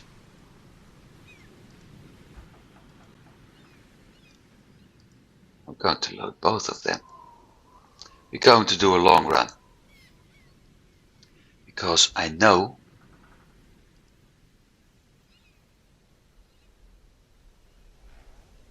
there's another one. Hakon Beringer.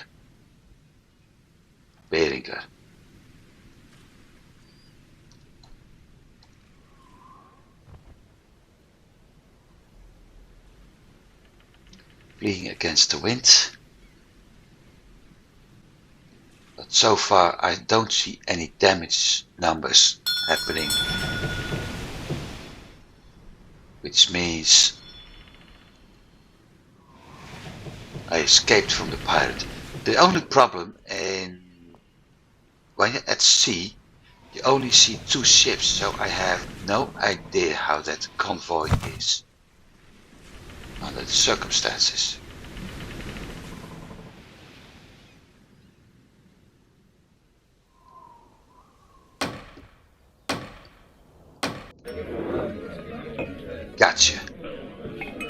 2 trading, no sailing, 1 fighting.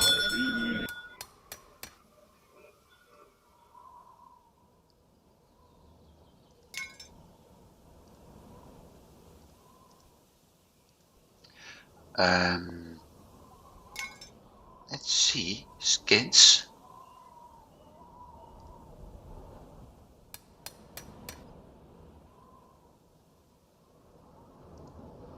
It's too high. Riga and Reval, Novgorod needing. Why? They don't need anything? I don't believe that.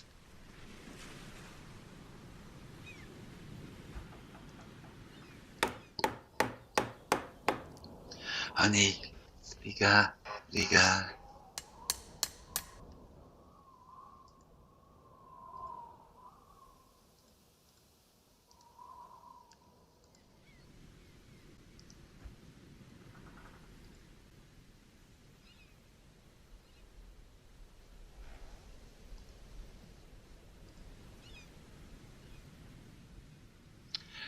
Ooh, 3 Krayas and I escaped. That's nice.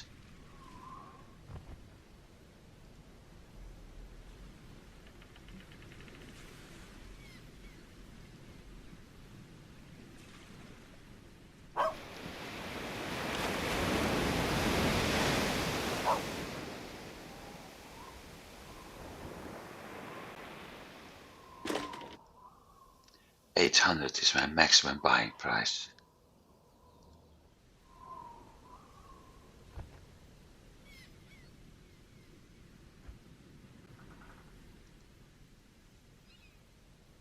I'm not really a fan of manual trading.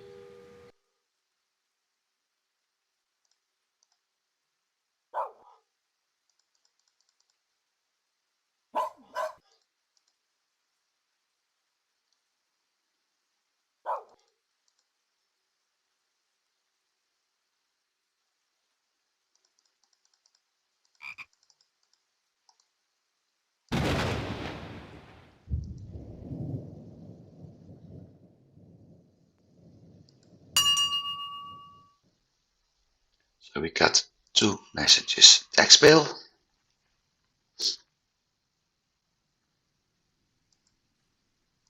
And that's it.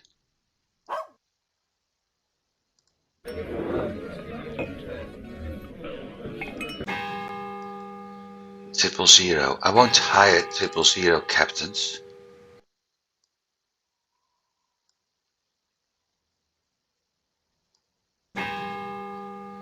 Ooh. That was slightly too much.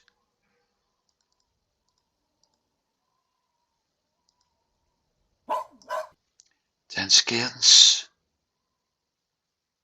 Time to take the long road back.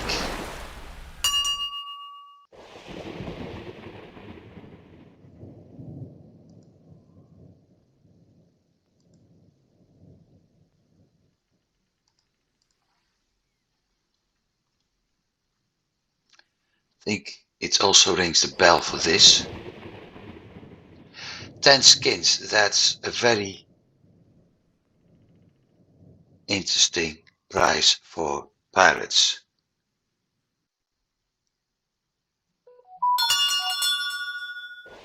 And I escaped again. Only 1 trader. Okay.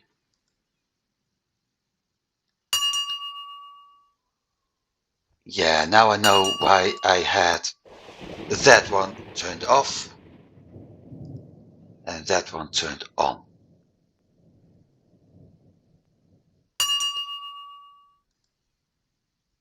So we have 2 pirates. Seawolf, 3 Krayas, and Trick being 1 Kraya. Another tax bill. I know.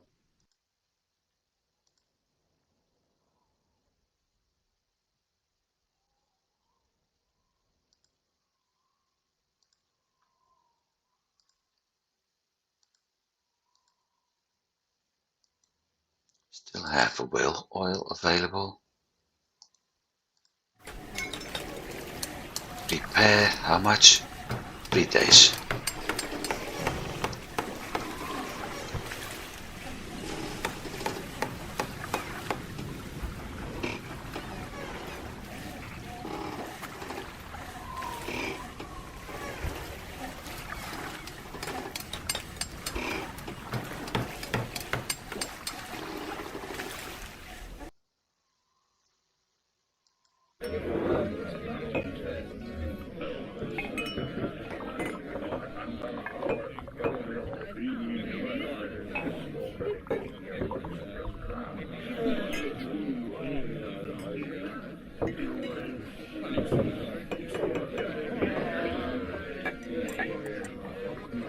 Well, it sounds interesting, but at the moment, no. Because I'm planning to do something else.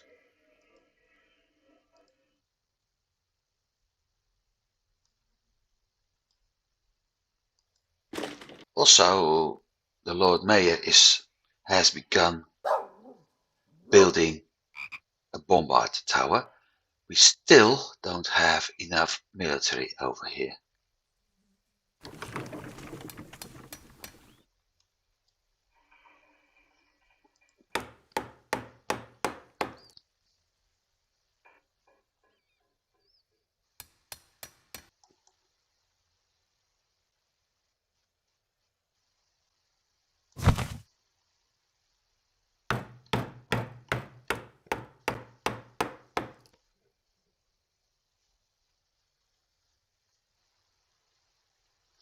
While the ship is under repair, there's no trading to be done, only between my office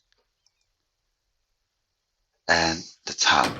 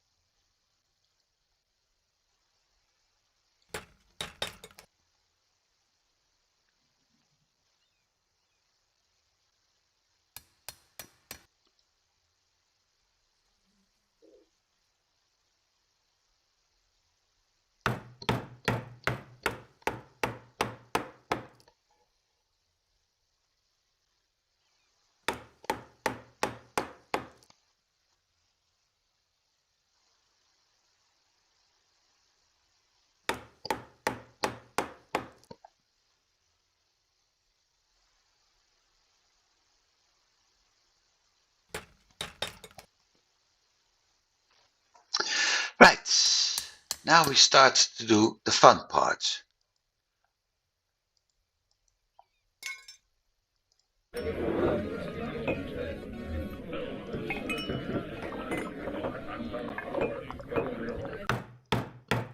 Because I'm going to send the ship that way.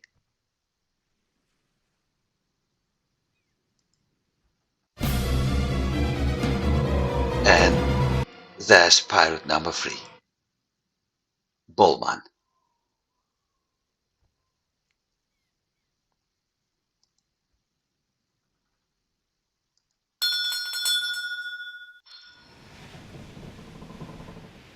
Tax bill. Nothing has changed.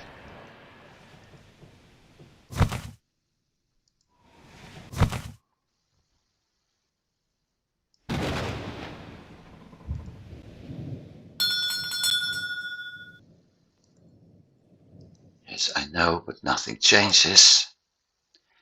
Captain still here? Yep. Up here, you also have a shipyard. And here comes the fun part. No, not anymore.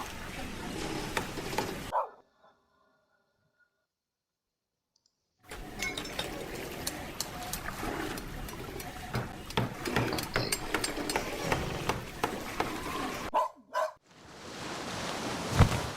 And that's the better fun part.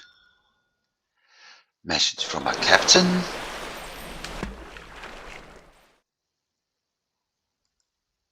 has improved his skills, or also possible his birthday. I think he has improved his skill.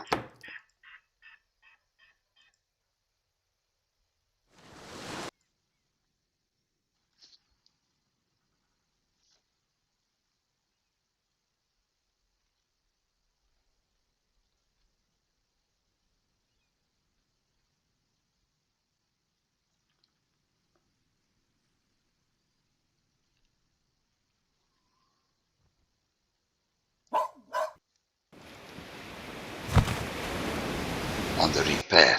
Such a shame. Oh well.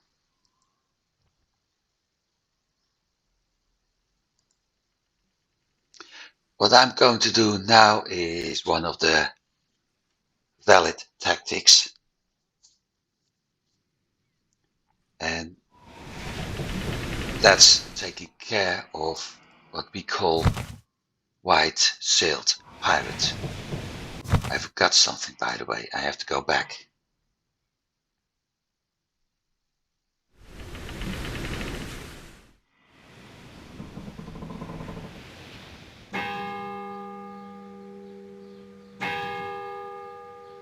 Hey, no office.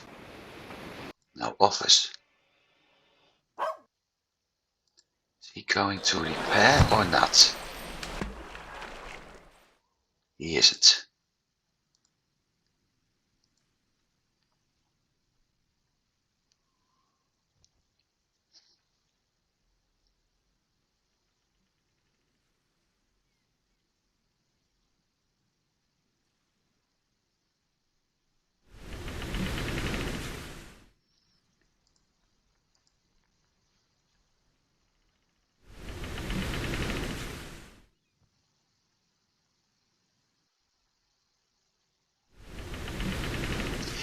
So now it's just a matter of waiting.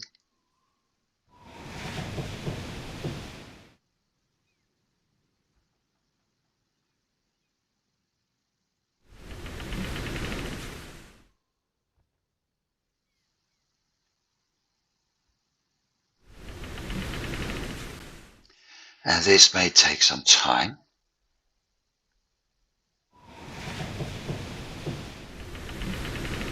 But in the end, may be profitable.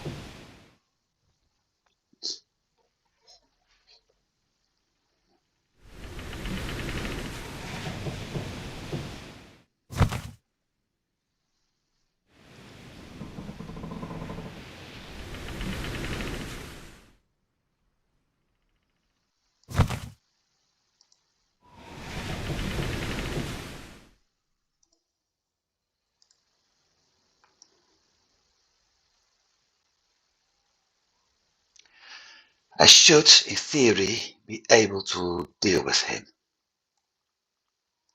The trick, especially this early in the game, is to end up at the right side of the ship so I can actually gain speed. He's doing 4, I'm doing 4, and make sure that no matter which way he turns, I always turn a little bit later so I can keep my speed up like this. Of course, with the ship being 82 health points, that helps too. This is a nice hole.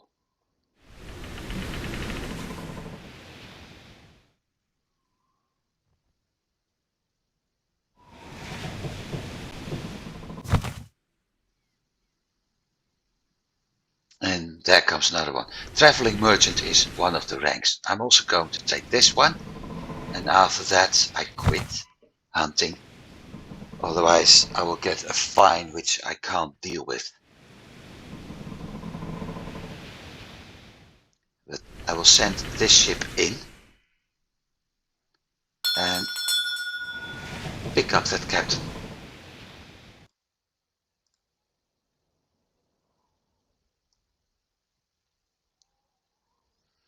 this time he may have the advantage. No, not really. I do for now.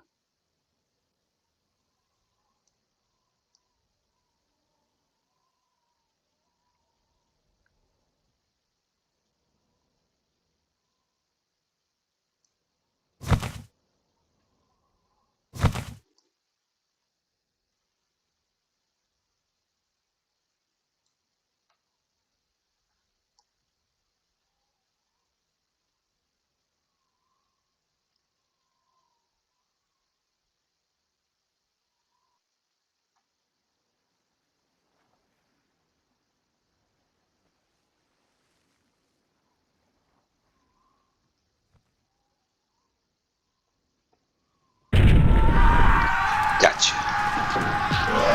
And with this, I probably have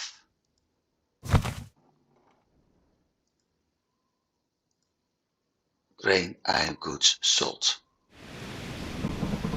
As you can see, it wants to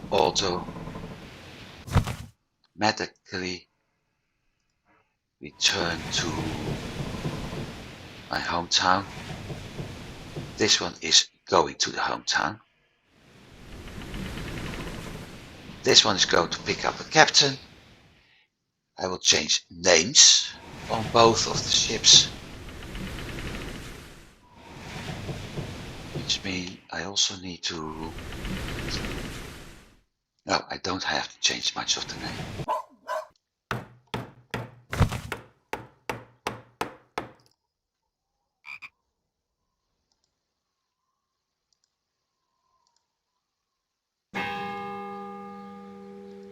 And that, my dear friends, is how you make a big profit.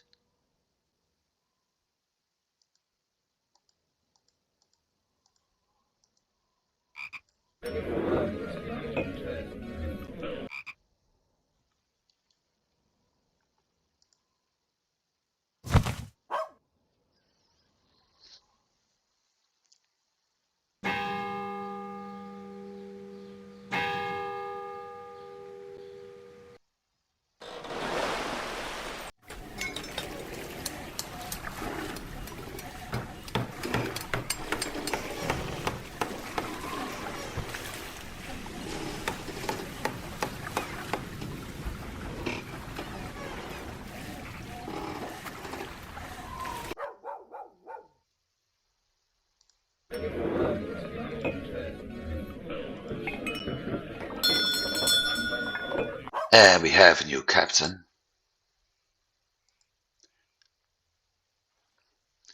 I won't do this. I don't have the capacity in my warehouse yet to deal with that. I need another shipmate. Okay. Off you go.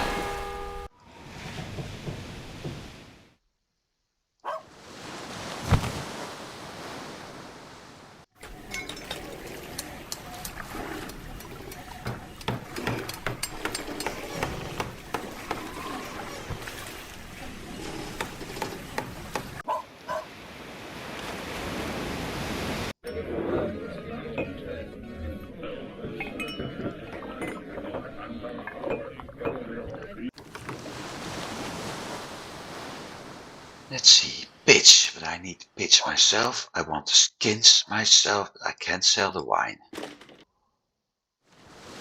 And the beer.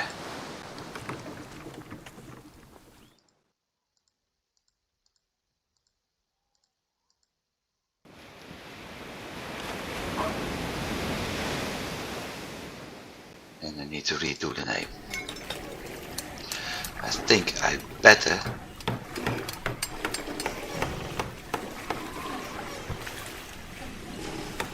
do this, by the way.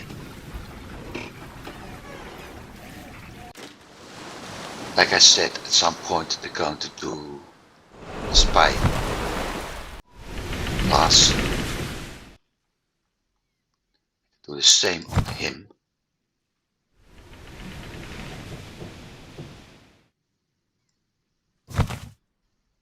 and on him.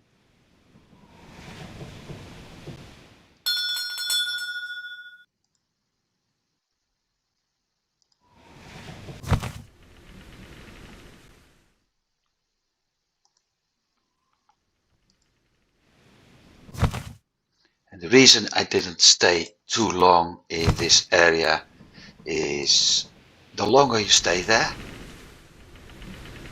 the more dangerous it becomes. You will be spotted, you will be fined.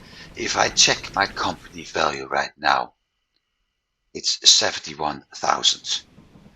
And I think fines are 10% or something like that of your company value, if not more.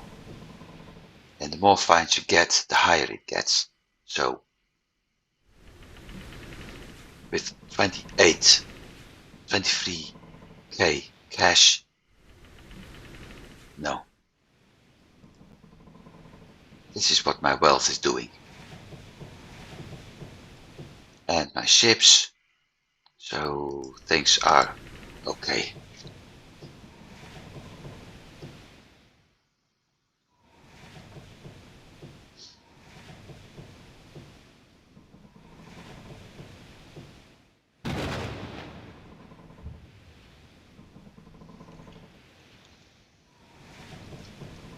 So what I'm going to do, or at least what I'm trying to do,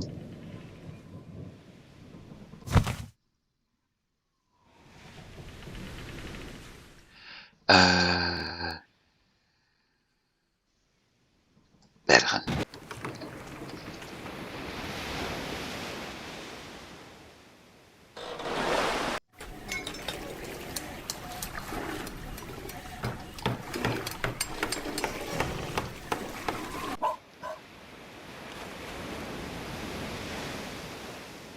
What I'm planning to do with him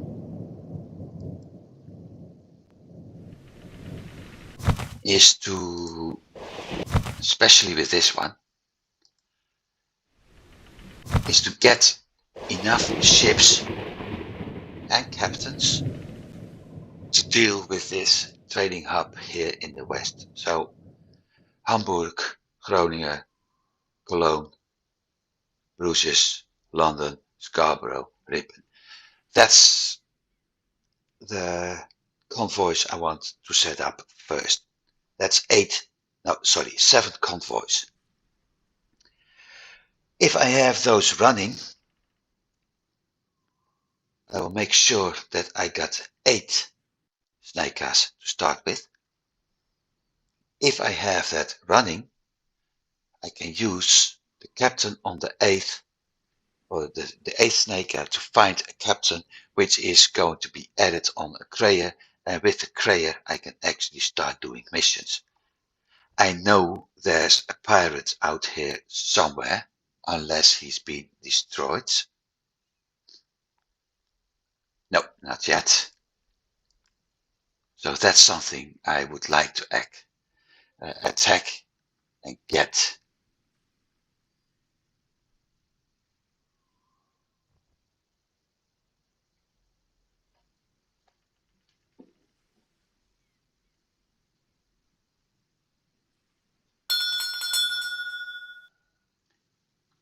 And still,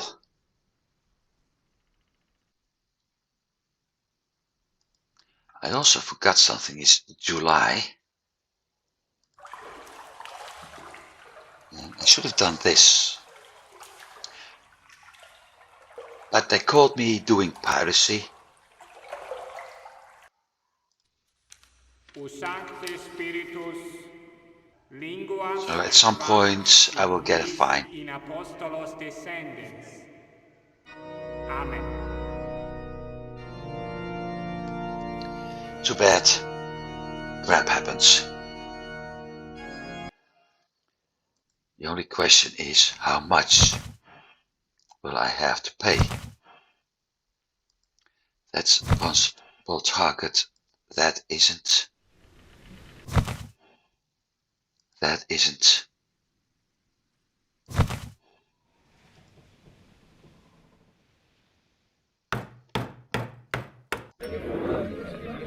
no captain here. And you see that white rectangular object? That means this house is built by the AI competition.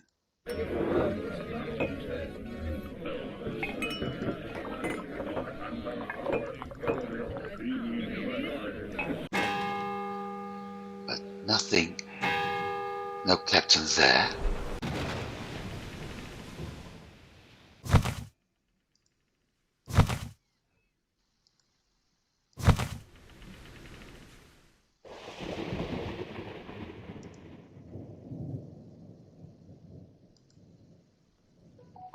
So I'm not even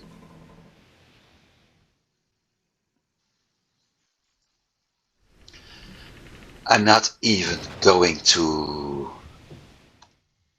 change into a pirate ship right now. There's too many white sail AI merchants, so it's too risky.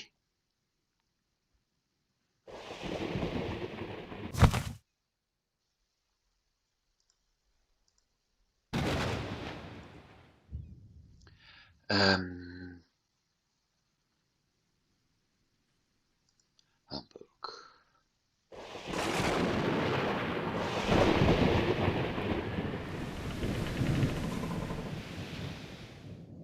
Riepen. Scarborough. London.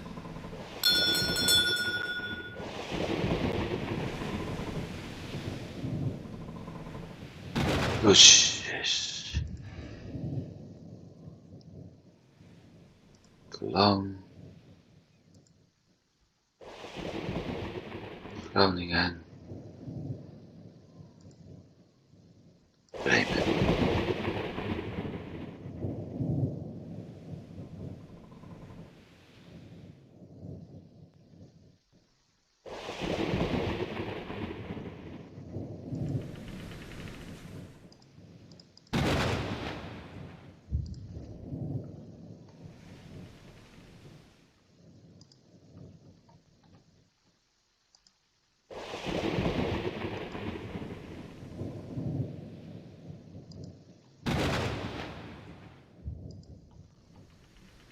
Now the funny thing, better slow down a bit because I'm getting a lot on me. 20 leather, 10.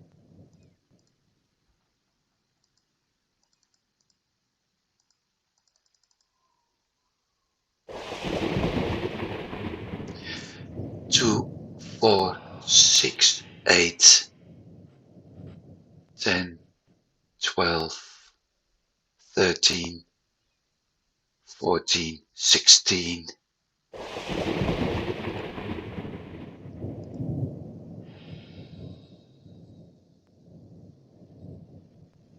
Don't need fish, I don't need grain.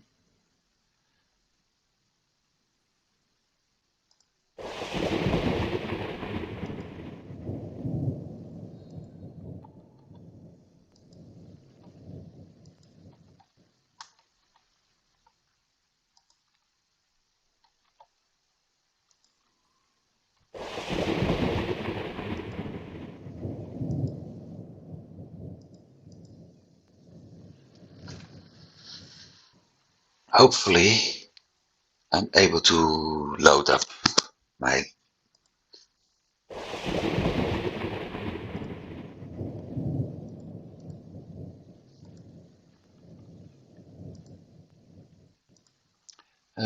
there, let's see, 20, 50.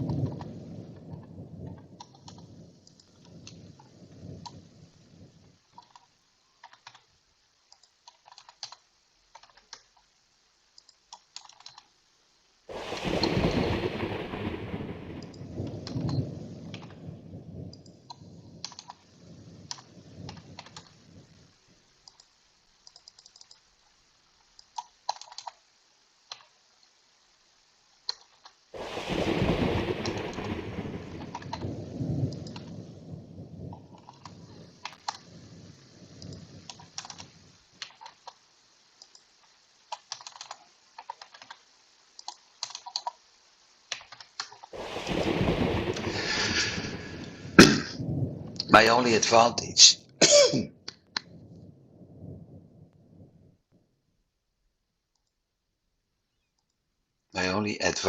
is that the prices. Now I get everything at once, of course. My prices are transferred to the next panel.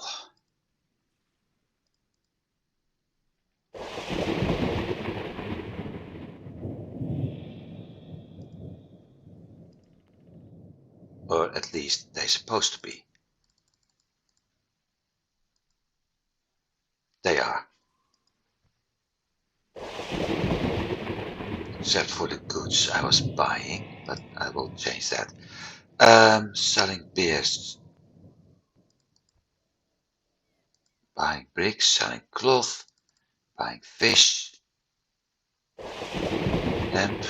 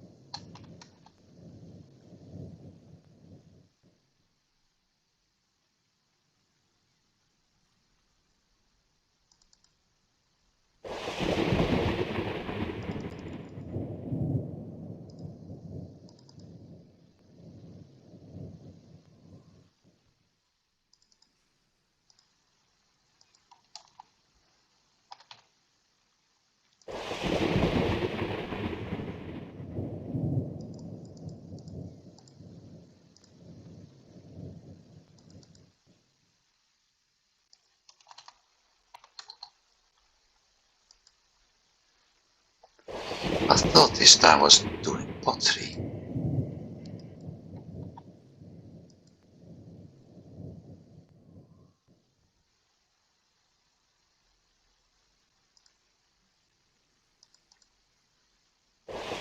Scarborough is beer.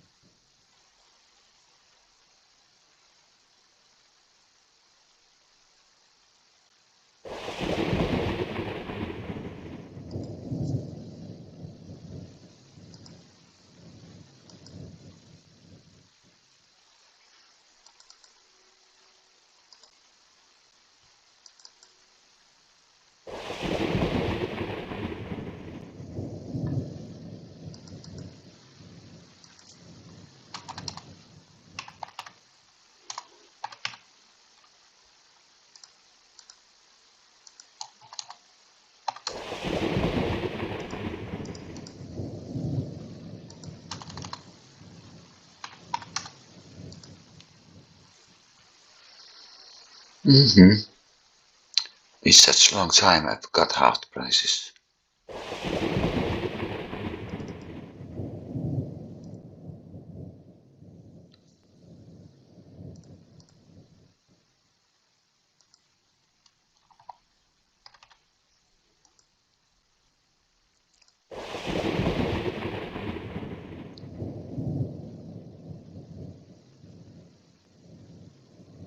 I am doing hemp there.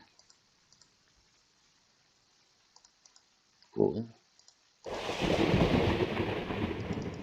Wine, because it's imported. Spices, because they're imported. And I thought I had salt.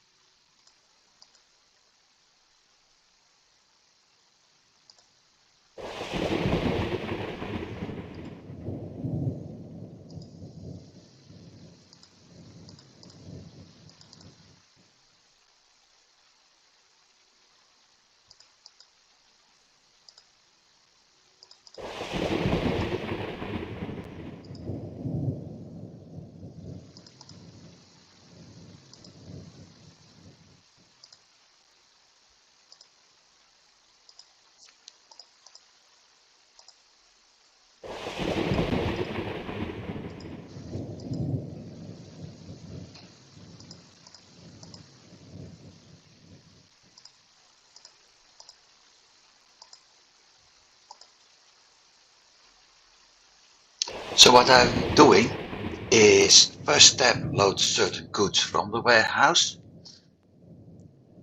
then along the way pick everything up, and at the end of the line drop those goods in the warehouse. I will also order my ship to be repaired in the hometown.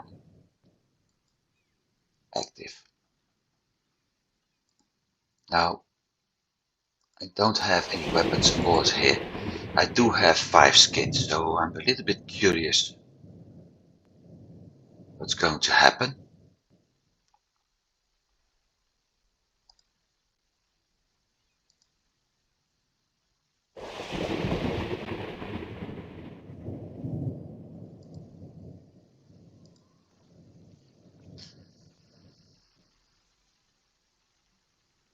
But in general, it should be good.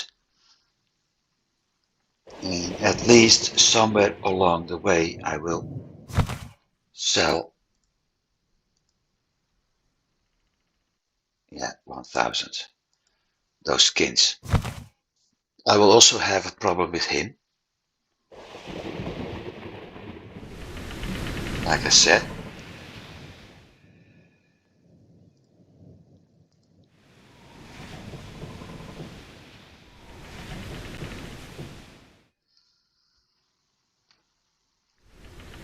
But as said before, as long as I don't see the health dropping, I know my ship is safe. Also, we have new symbols right now. Star means it has a captain. These are the health points, no weapons. This symbol means trading routes.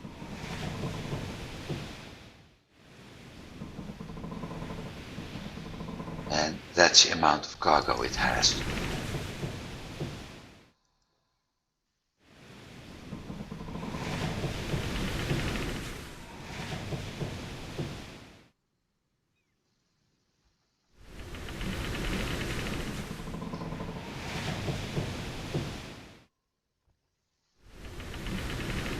He's sailing ahead of me, so I will probably have to deal with him again at some point. Here's the other guy, Beringer. Like I said, I have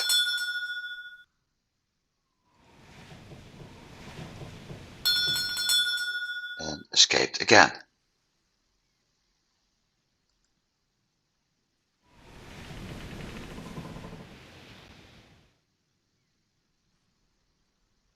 Svensson von Eyck is... No, Eberhard Witte has become Alderman. So the office moved from Lübeck to Torum. And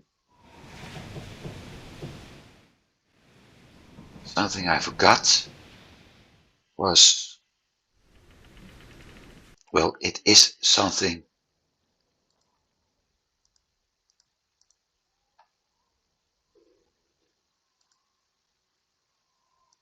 I can look at later.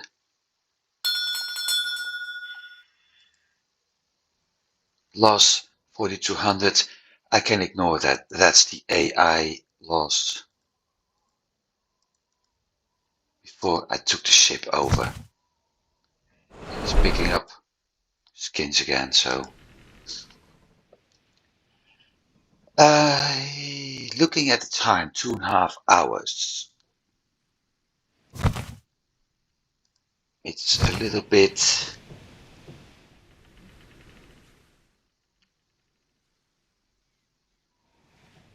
I'm in a little bit of dubio about what to do next. It's an introduction video. 5,000.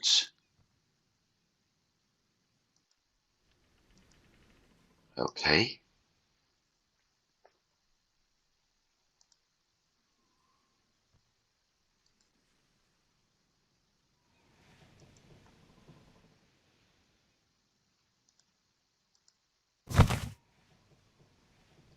Let's see what's happening with him.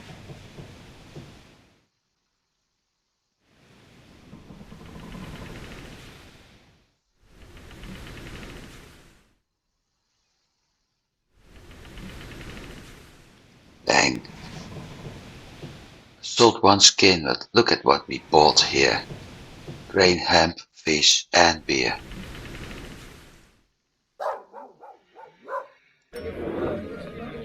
No pirate. No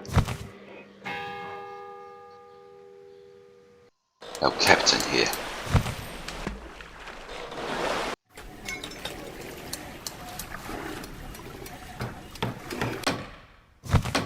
Which means I have to visit each and every city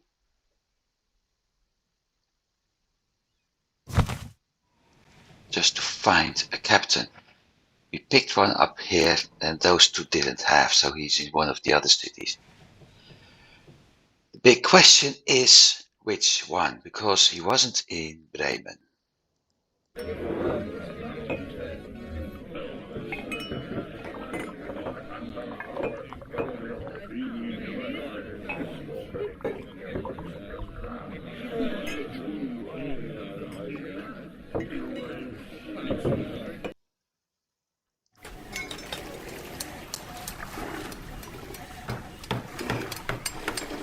Okay, yeah, I need a pitch. I really need that amount of pitch.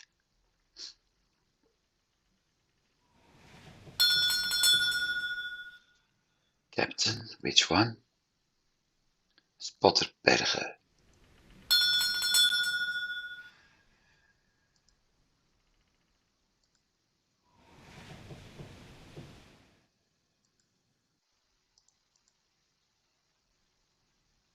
Spotterberge, that's him. He got 1 point in trading. He started out as a 000, and 1 point in trading is nice.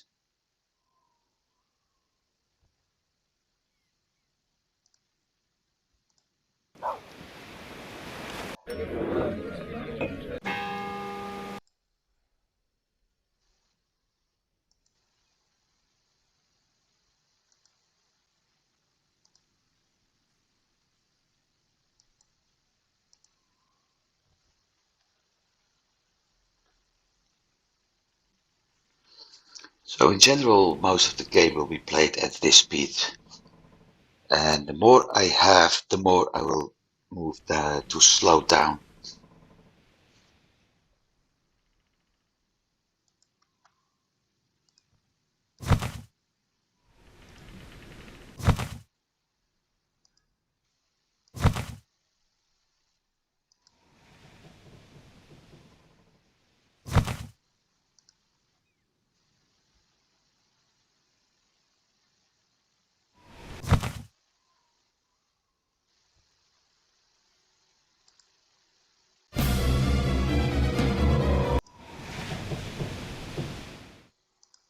Dang.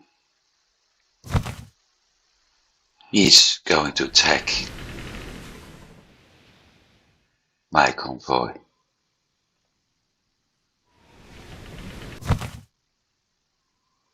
Speed 6. Speed 4.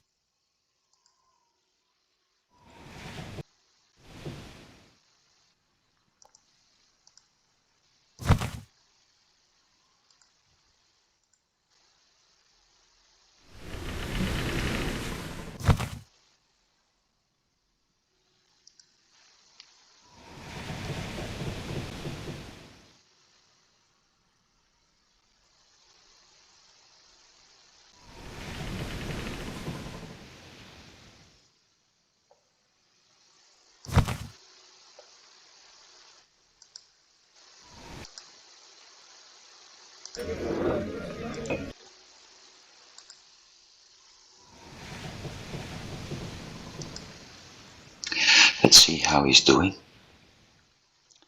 Maybe I should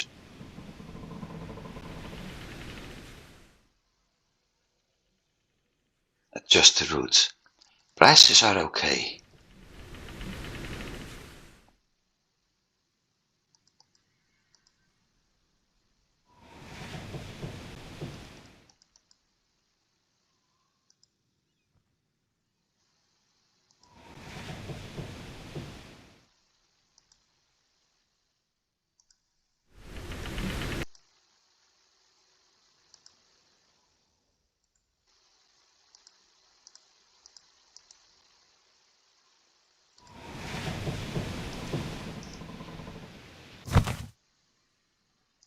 Damn.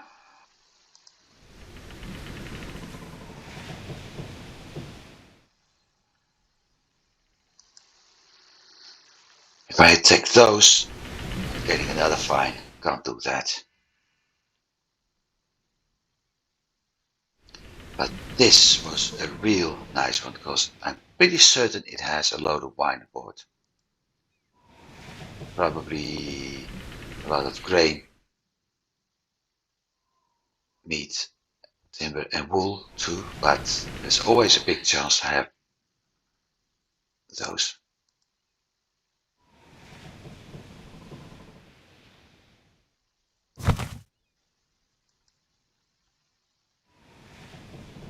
This is another reason why I want to spot the convoys.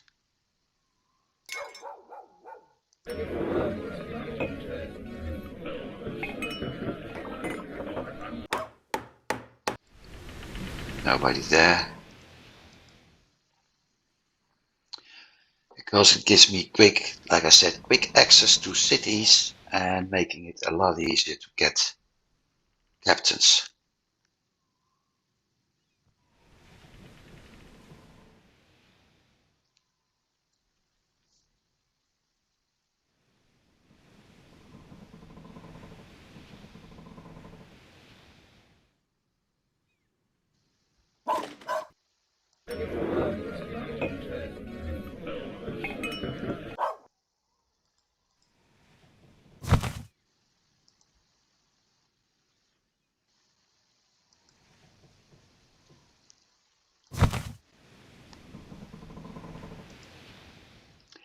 So I have my 3 captains.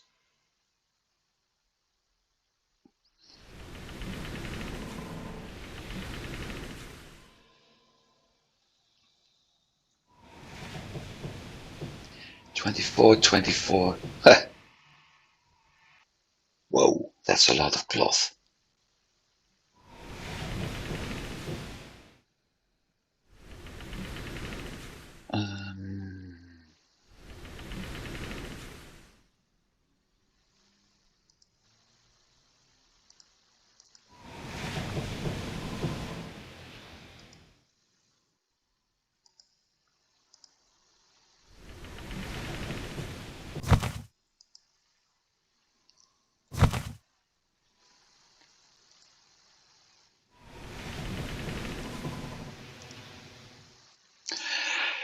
There is something about the skill points of captains which is very useful.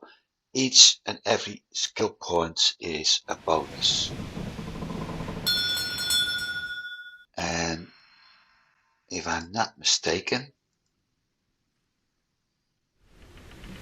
that bonus is 5% for each point. The maximum a captain can be is 555. No, it's 3% per point. But a maximum a captain can be is 555. So with that, it's getting a 15%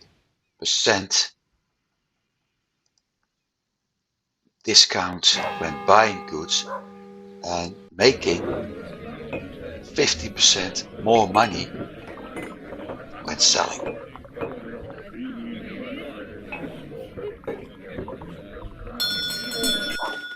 Which in turn means,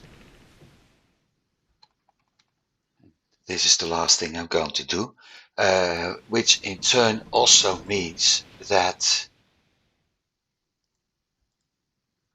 I have nothing.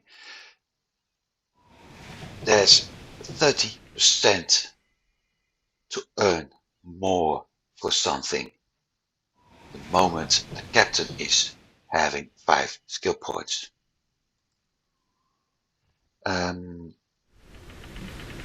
This one is going clockwise. Groningen.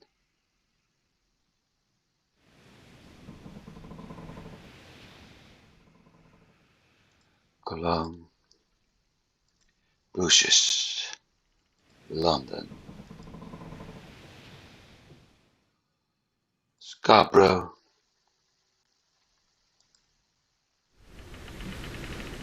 Diepen. Hamburg. Bremen. And I will do a double stop in Bremen for this one. Or actually a triple stop. Number 1, goods. From the warehouse.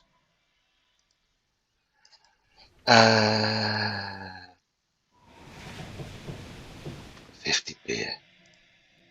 No bricks. 20 cloth. 5 fish, no grain.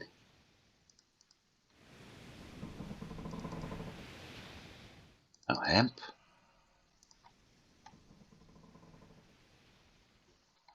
5 honey. 50 iron goods.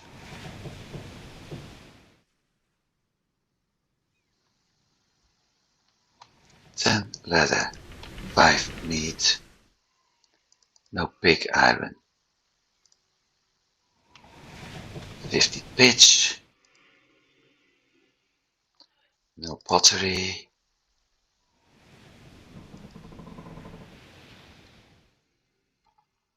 10 salt.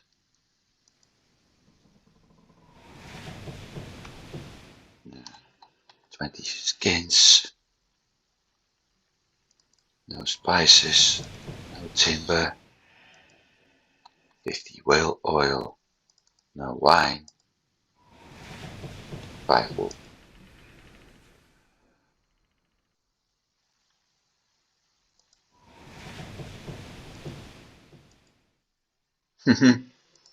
Right, I should have done that.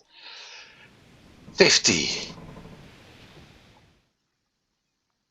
20, 5, 10, 50, 20, 2,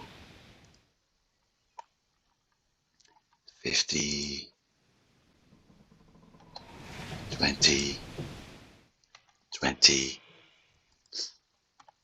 50, no, not 50, no, never mind. A firewall. Groningen. Maximum beer. Bricks. 5. Cloth. Max. Fish. Max. Grain. By 2. Hemp. By 1. Max. Max.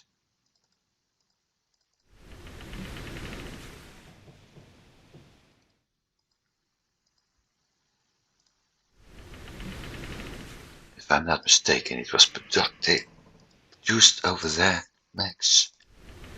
Max.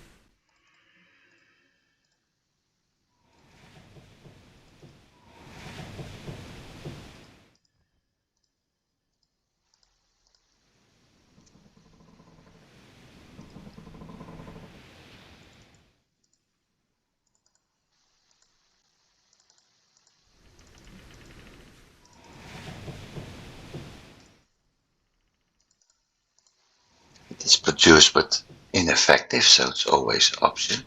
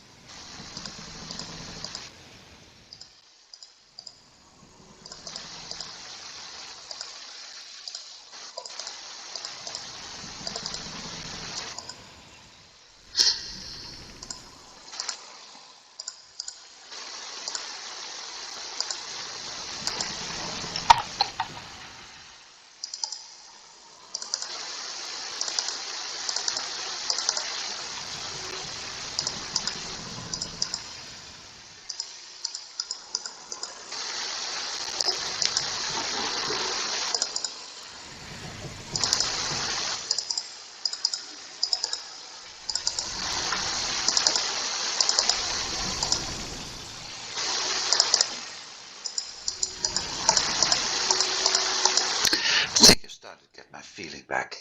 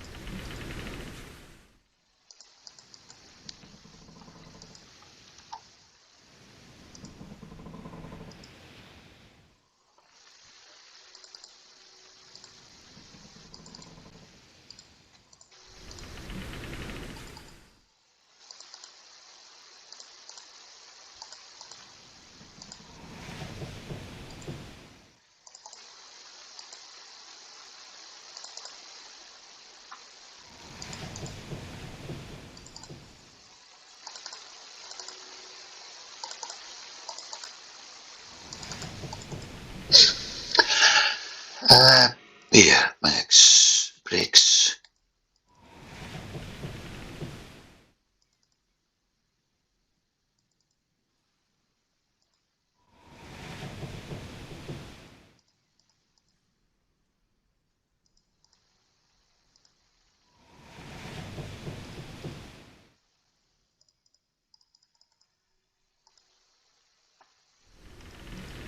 I'm careful with pottery because I've learned over time that it's very easy to buy way too much of it. For some reason, it's always too much. Up to a certain point in game, and then all of a sudden you're running short.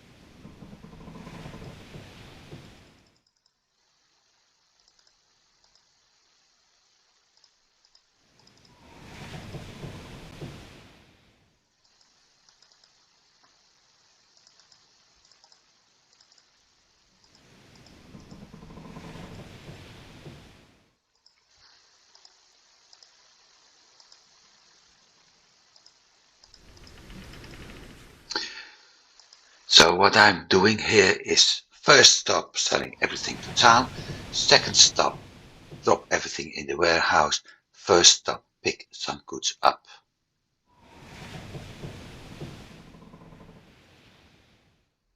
And that's the repair. Now let's hope I'm able to find another white coat pirate.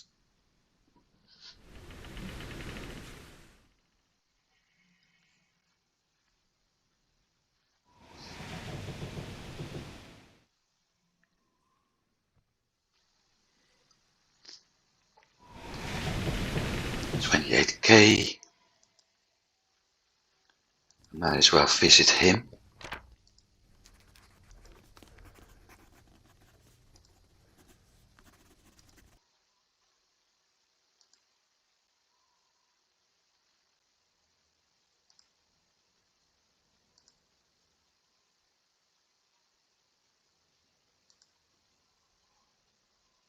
Ooh. That has been costing me more as I thought it would.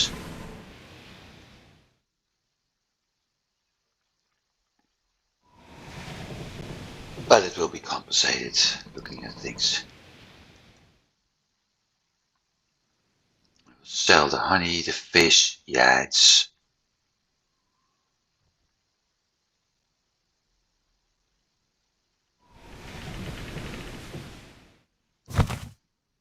it'll be fine. He still has cloth, yep.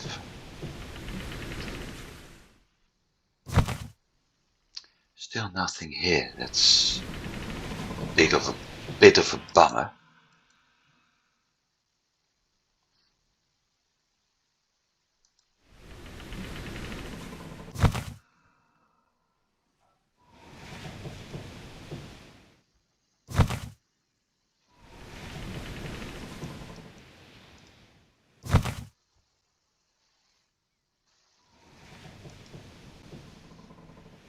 But maybe I'm lucky now.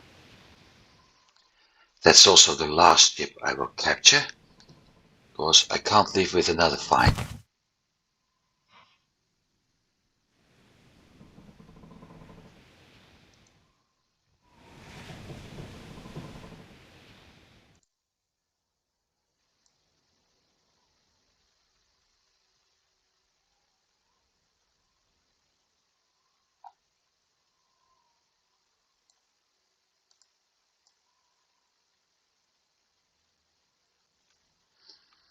He's going to escape.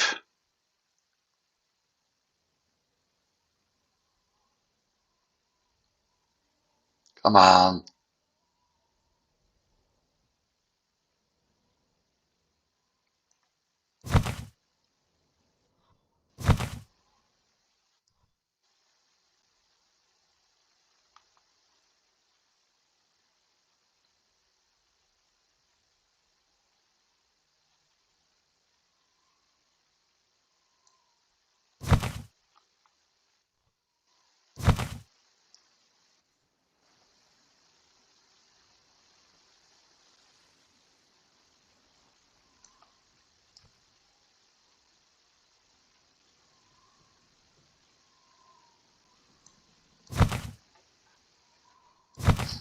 Maybe I'm able to catch up on him and actually force it to turn away from the border.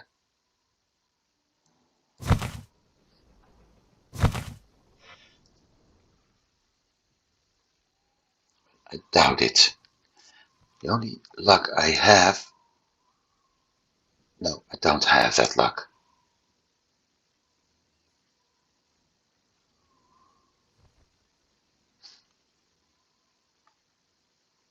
I was about to say the only luck I have is that show, which is forcing him to get really close to me.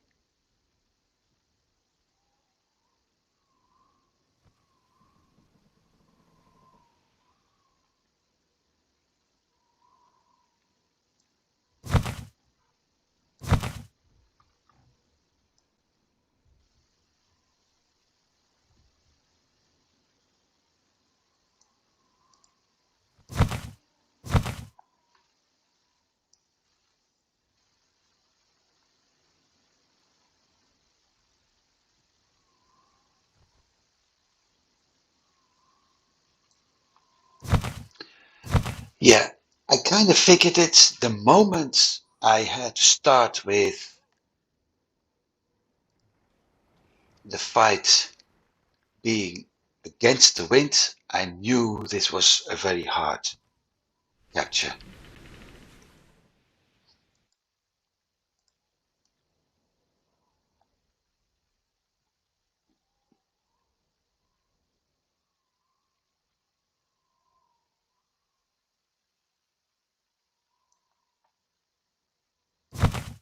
Bit weird, he's fully loaded and still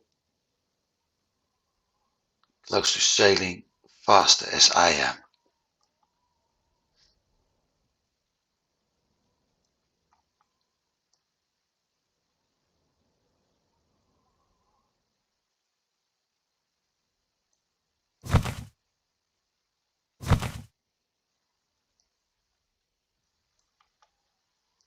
But it looks like I'm gonna get him this time.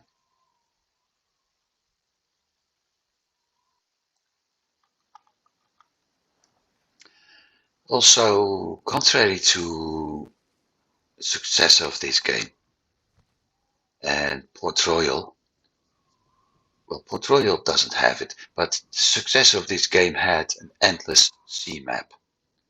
You needed a real big distance between your ship and the one you're chasing, or the one chasing you.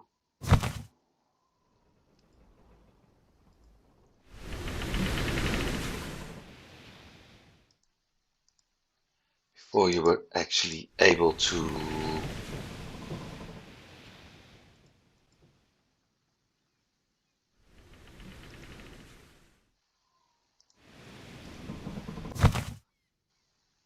ha, that was the one I was hoping for but didn't see. Never mind.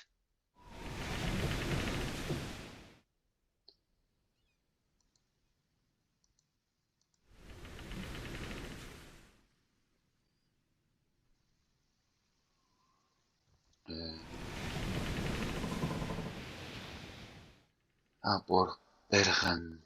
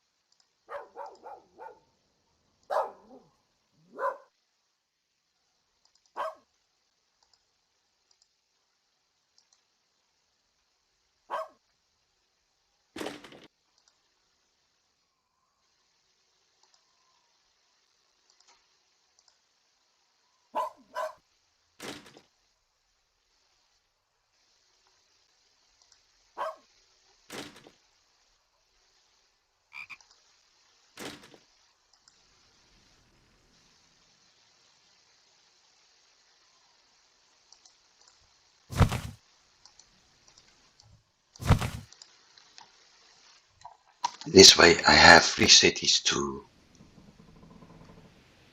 look in.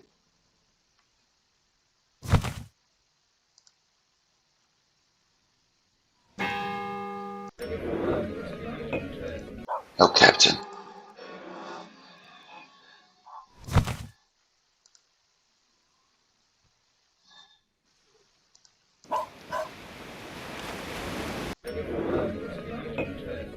Captain.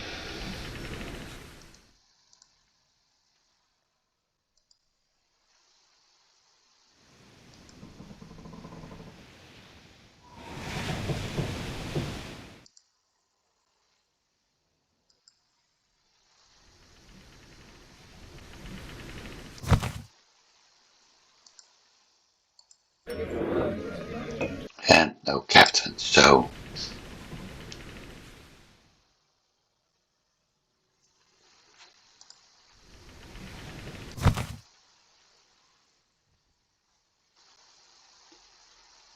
fish, hemp, honey, meat and cloth. Fish, hemp.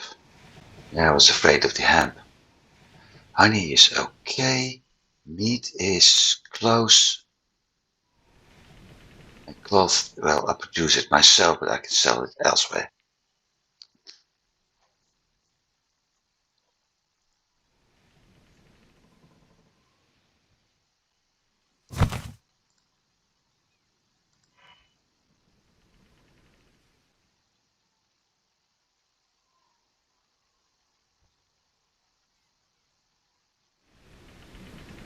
81. I think the first step is 100,000 company value.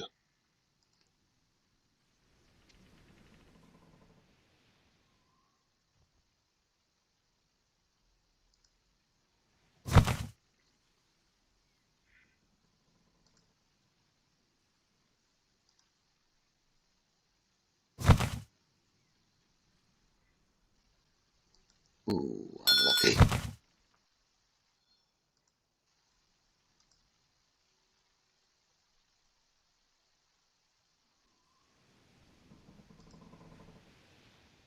I was losing this one. Oh, wait. Lost 1982.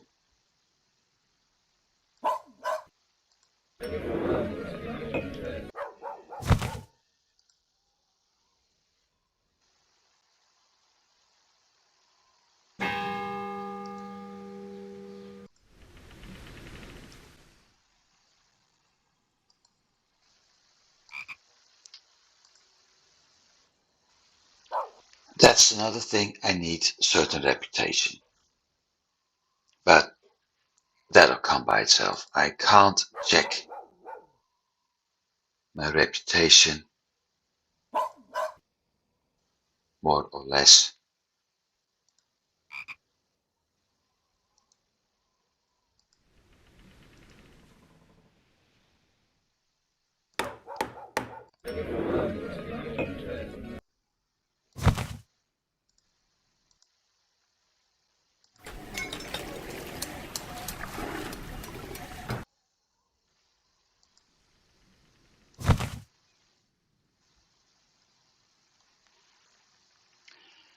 So what I will do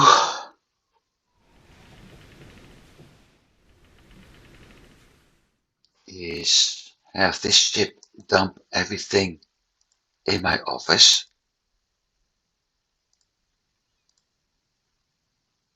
I have to be careful because I only have 500 barrel capacity at the moment.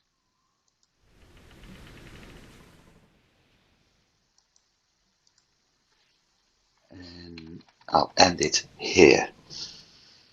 I thank you for watching. I hope you've been enjoying it. I showed some of the tactics people use in this game. Like I said, I'm not a fan of manual trading, but maybe I will do some manual trading after all. We'll see.